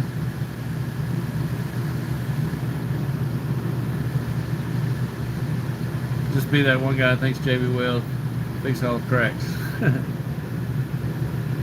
Have you tried the Ultimate Racing pistons? I have not.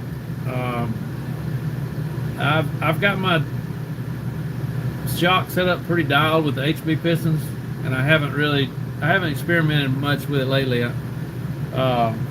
Maybe I need to get some and make a video testing them.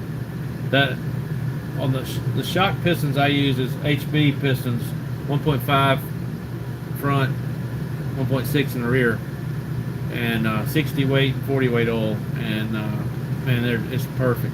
So I've tried some other things. I tried some of the MRP or whatever the other ones. I can't remember the other ones with the valve, the flapper valve in it. They were good, but it was a little too aggressive. Became kind of hard to drive.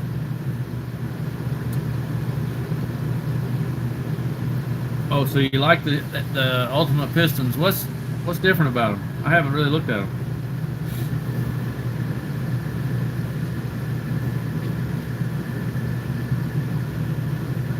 I've been using the batteries, that 2S battery in my four-wheel drive mod buggy and the e-buggy. So I use the two 2S's in the e-buggy and one in the wheeler, of course. Works out great that way, 2 HB batteries. I keep 4. Now, I've recently lost 2. They're getting kind of old, and in the e-buggy they take a beating. Actually, in the four-wheel drive mod buggy they take probably a worse beating. The pancakes on them pretty hard. So they sit upright in the e-buggy. I think that's part of my problem. Is just the shock is hurting them. So I'm gonna change my setup, try to lay them flat. Maybe they'll last longer. Oh, I did see those with the holes angled. So you got the hole facing down.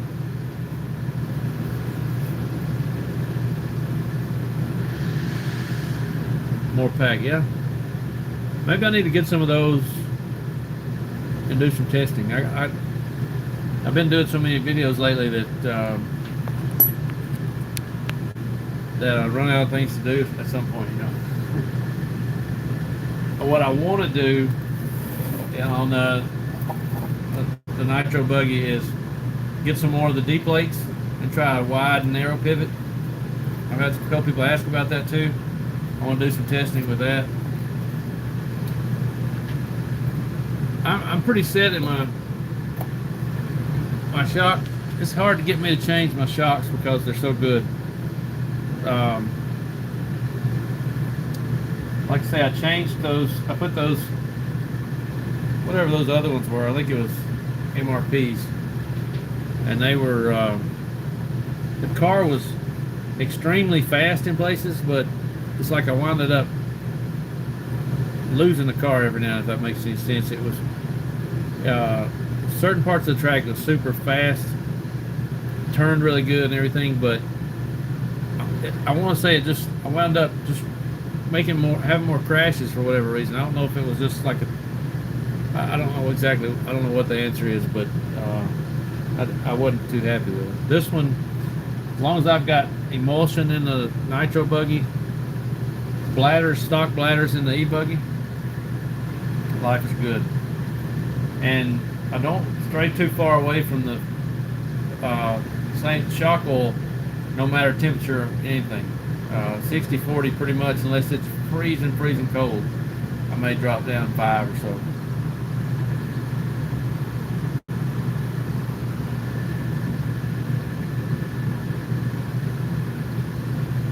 Let's see what else we got. So I'm going to trim this body a little more.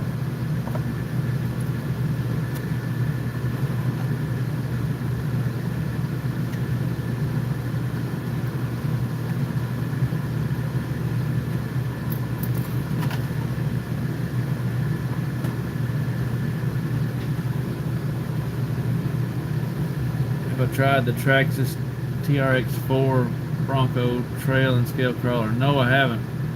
But I want one. I gotta be honest. I do like those. That would be fun to have around the house, making some cool videos, maybe some shorts and stuff. That's on my want to list eventually. I'm too busy buying stuff for my my 8-scale buggies, and stuff to keep the YouTube channel going right now.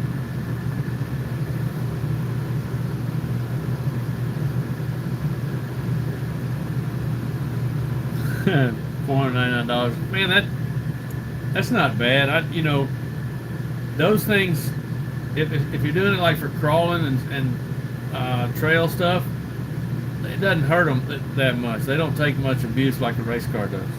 That's not a bad. If you're looking for something to buy, something that's really cool, the scale looking stuff is neat. I haven't ever been able to do it. Let's see what you make the 4-wheel drive. It's $400.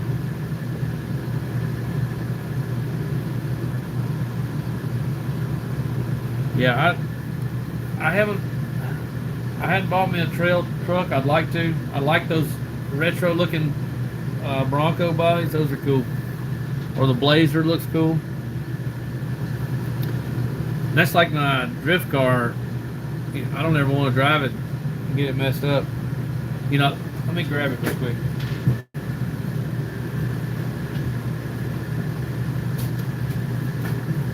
When I bought these tires,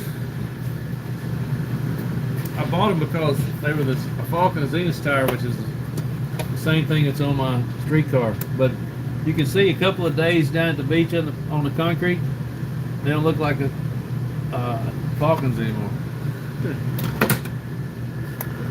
See, get down here where you can see it a little better.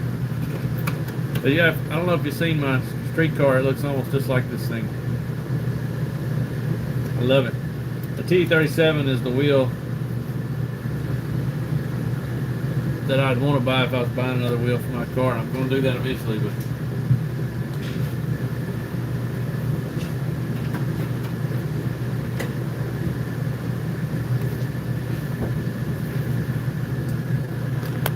oh no, it's tripod. Sorry.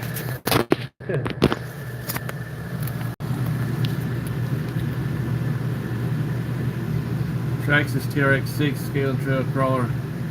Yeah, that thing's kind of crazy. I don't think some of those guys love that thing. That doesn't really do it much for me.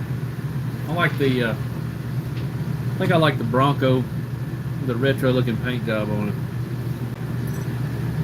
Maybe put some lights on it or something and play around with it. I got a bunch of woods behind the house and a little creek and stuff that we could run it in. I think that'd be fun.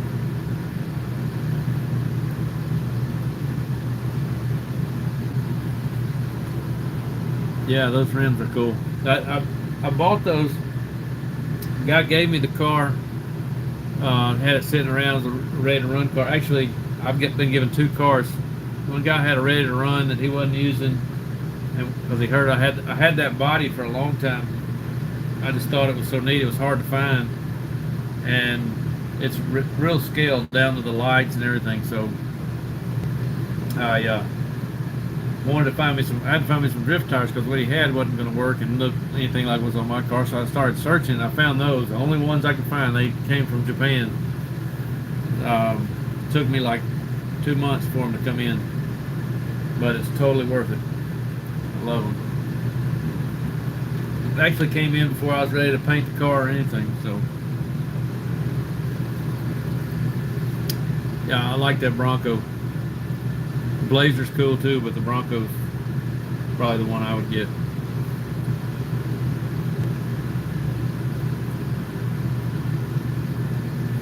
Oh, get sleepy.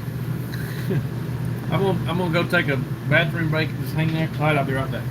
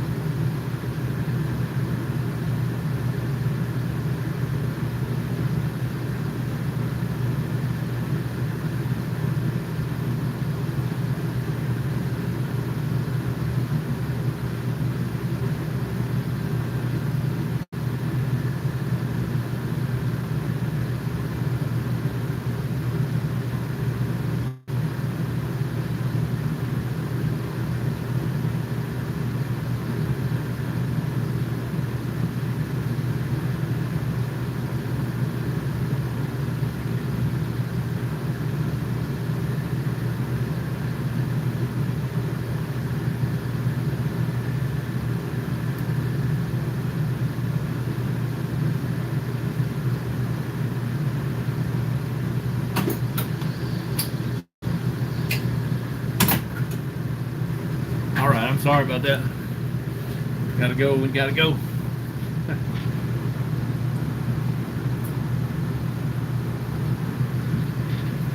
Let's see.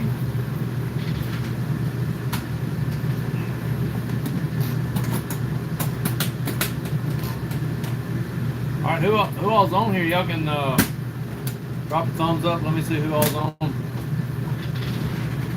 Say hello. It's getting cold in here. Maybe you can hear a little better now. If I had my mics, it'd be a lot better. Guess I could tape up this body.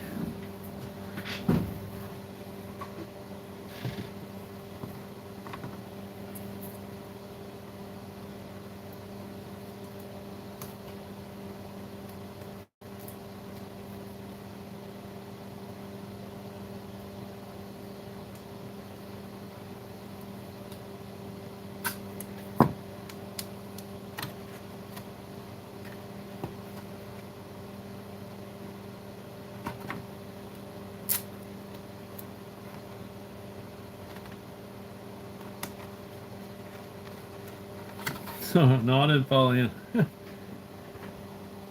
We got these terrible portlets out there.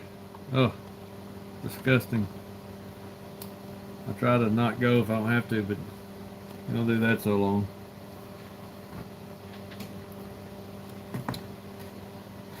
I need to trim out this other hole I forgot about.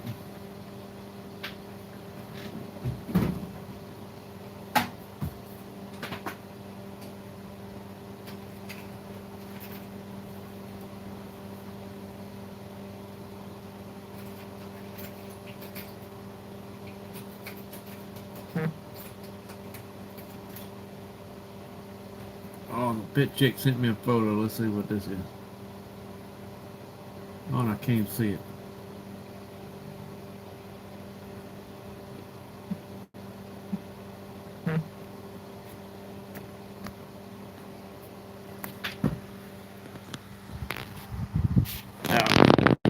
Stuck on the screen.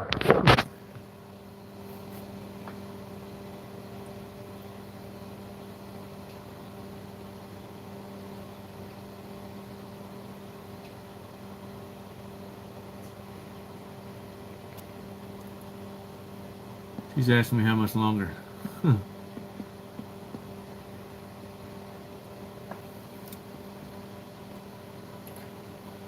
Okay, so I'm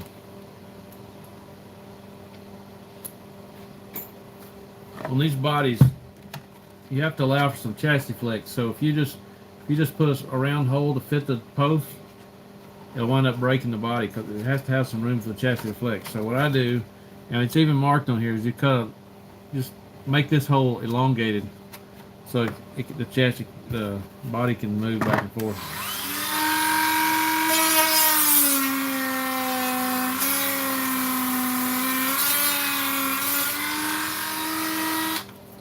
So I had it all clean, now it's dusty again.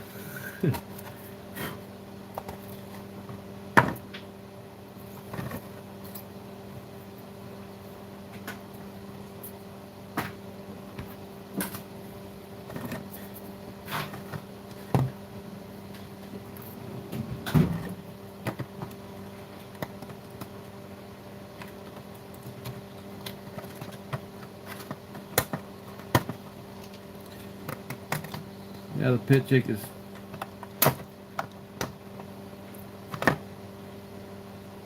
wondering where I'm at. She misses her some hammer.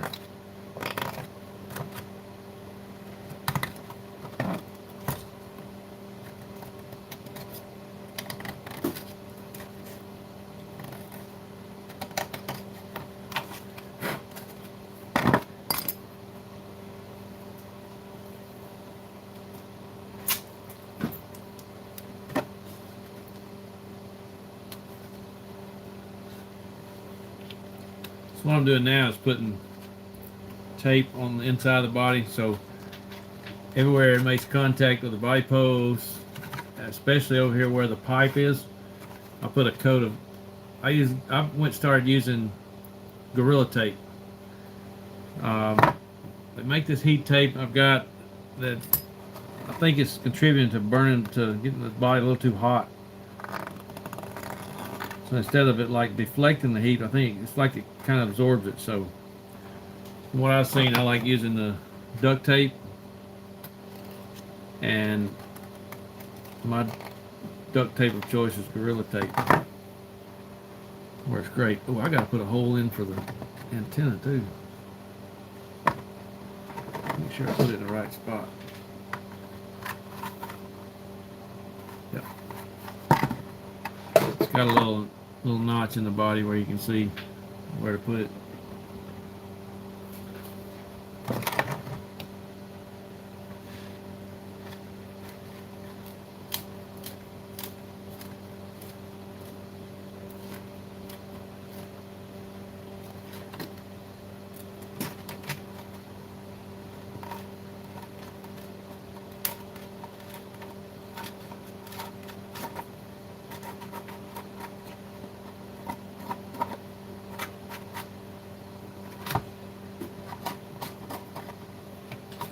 I got my little hole for the antenna.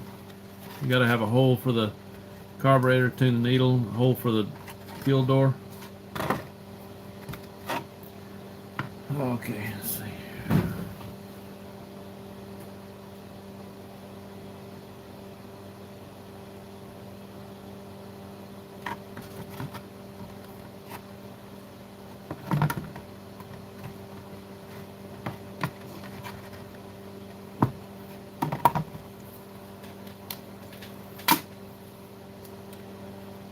I'll end up putting a little on the roof because the filter seems to rub the roof just a little bit.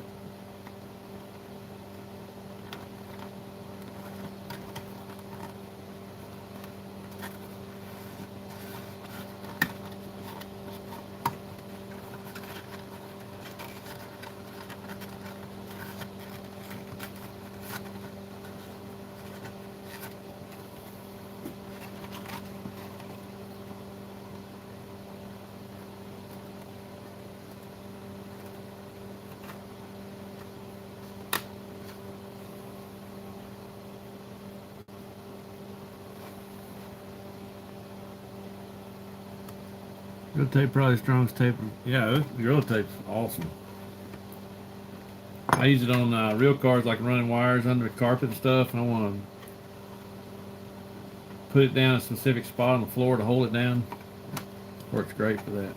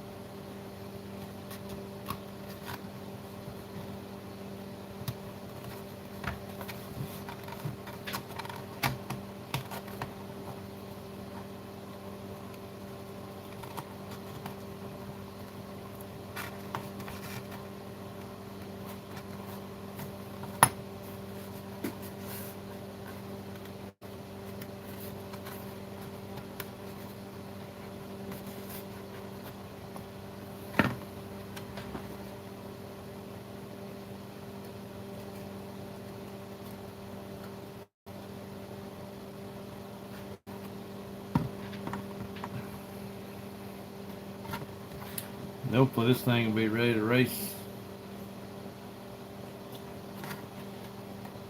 next time we have a nitro race.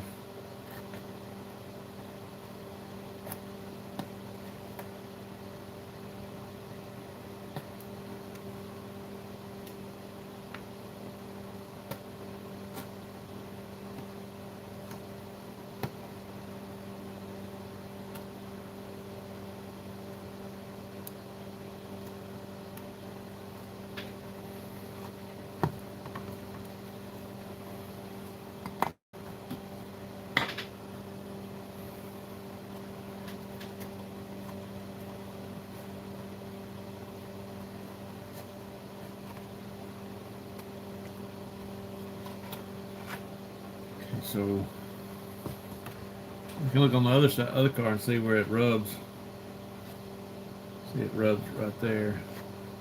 Good spot there.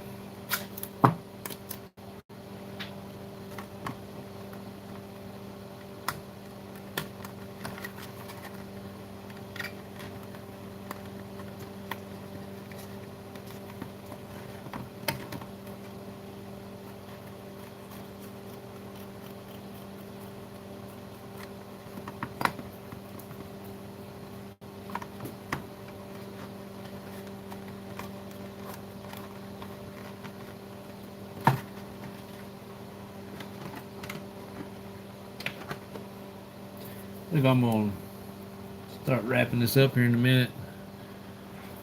I got one more piece to put on there, but looks like a race car now.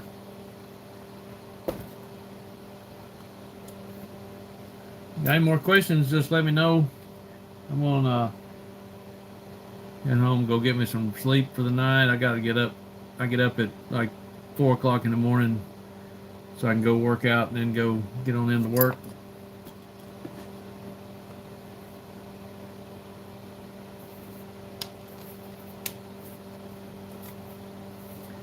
Yeah, the body looks pretty clean. The rest of it's pretty nasty right now.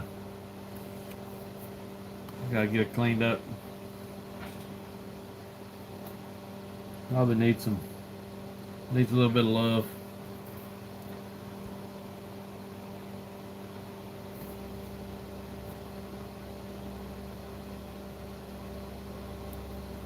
So I've been going an hour and a half now. I think I'm gonna go ahead and unless y'all have any other questions, I'm gonna go on and shut this thing down and take it to the house.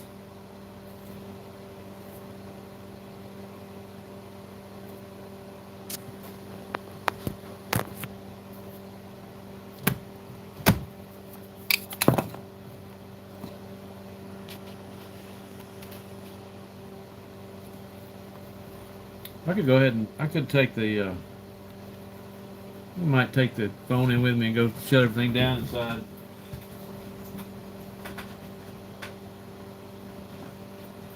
It's this late. I doubt anybody else is going to show up, so I might as well shut it down and take it to the house.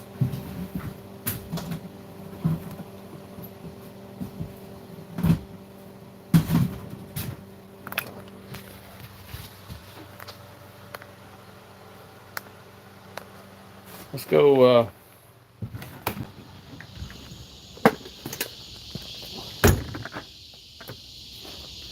go on in the track and close it down.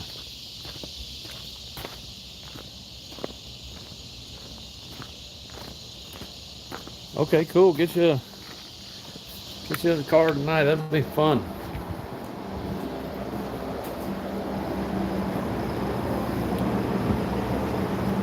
Track's all ready for somebody to run on. Nobody wants to come tonight. It's quite all right. Track's in pretty good shape. It's got some dry spots. Having trouble getting this sprinkler right here is leaking and having some trouble. So I'm getting some dry spots right in this area and right over here. And it's dripping and flooding over here. The rest of the track looks pretty good.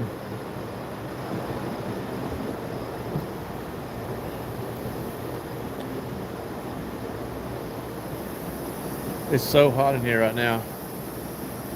I can understand why nobody wants to run tonight.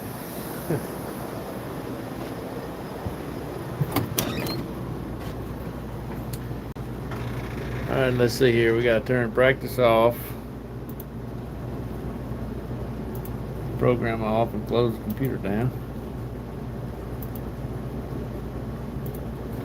And the fans.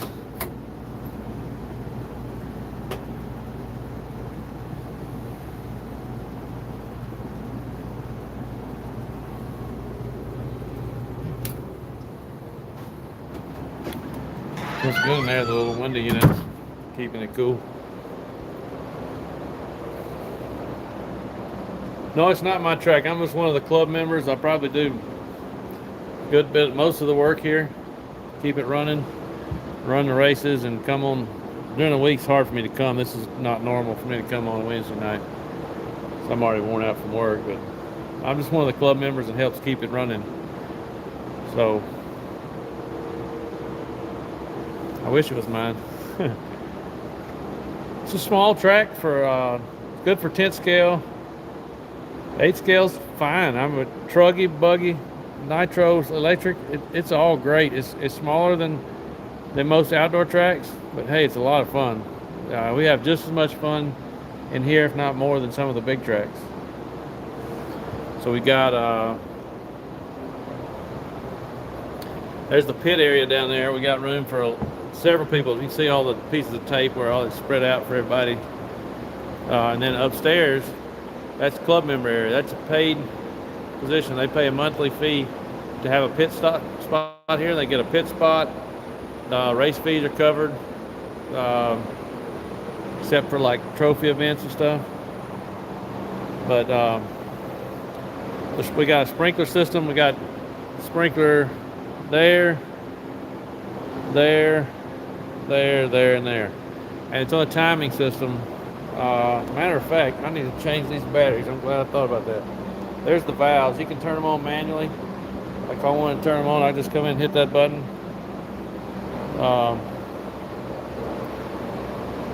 And then, but I got them on a program on my phone, so I can control it from my phone. So when I leave here, I'll turn them on. Awesome place. I love it. Anyway, they got fans running in there. Upstairs. Let me go up here and show you the upstairs.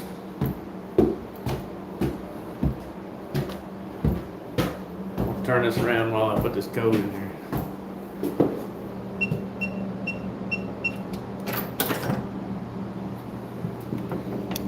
So here's the upstairs member area. Well, it's hot as fire up here. They hadn't had the AC on. Like this is the track owner's spot. He doesn't come very much anymore, so his place is a mess.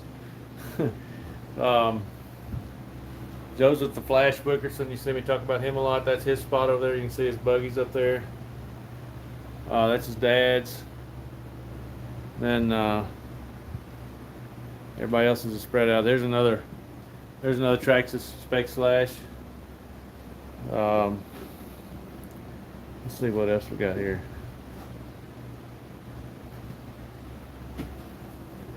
Each one of these spots is a member spot. They pay a monthly fee. This is Greg Trott, the welcome wagon we call him.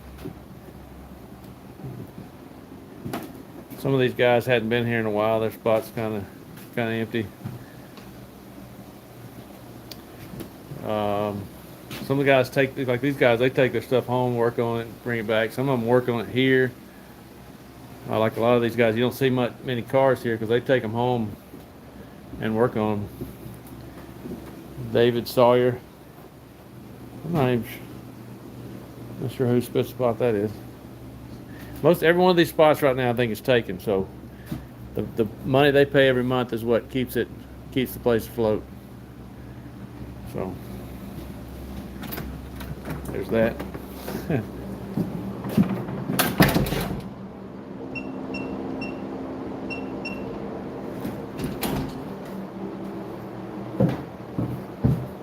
Let's see here. Well, I'm missing any messages. Yeah, it's pretty nice place. I can't believe it's not covered up with more business than it is. I think a lot of it is kids play like video games and stuff now. So, all right, I'm gonna go ahead and shut her down because I just got a message that said turn the sprinklers back on. So, shut her down. Head on to the house. All right, we'll see you next time. Y'all stay tuned, like, share, subscribe, and hit that notification bell. We'll see you next time.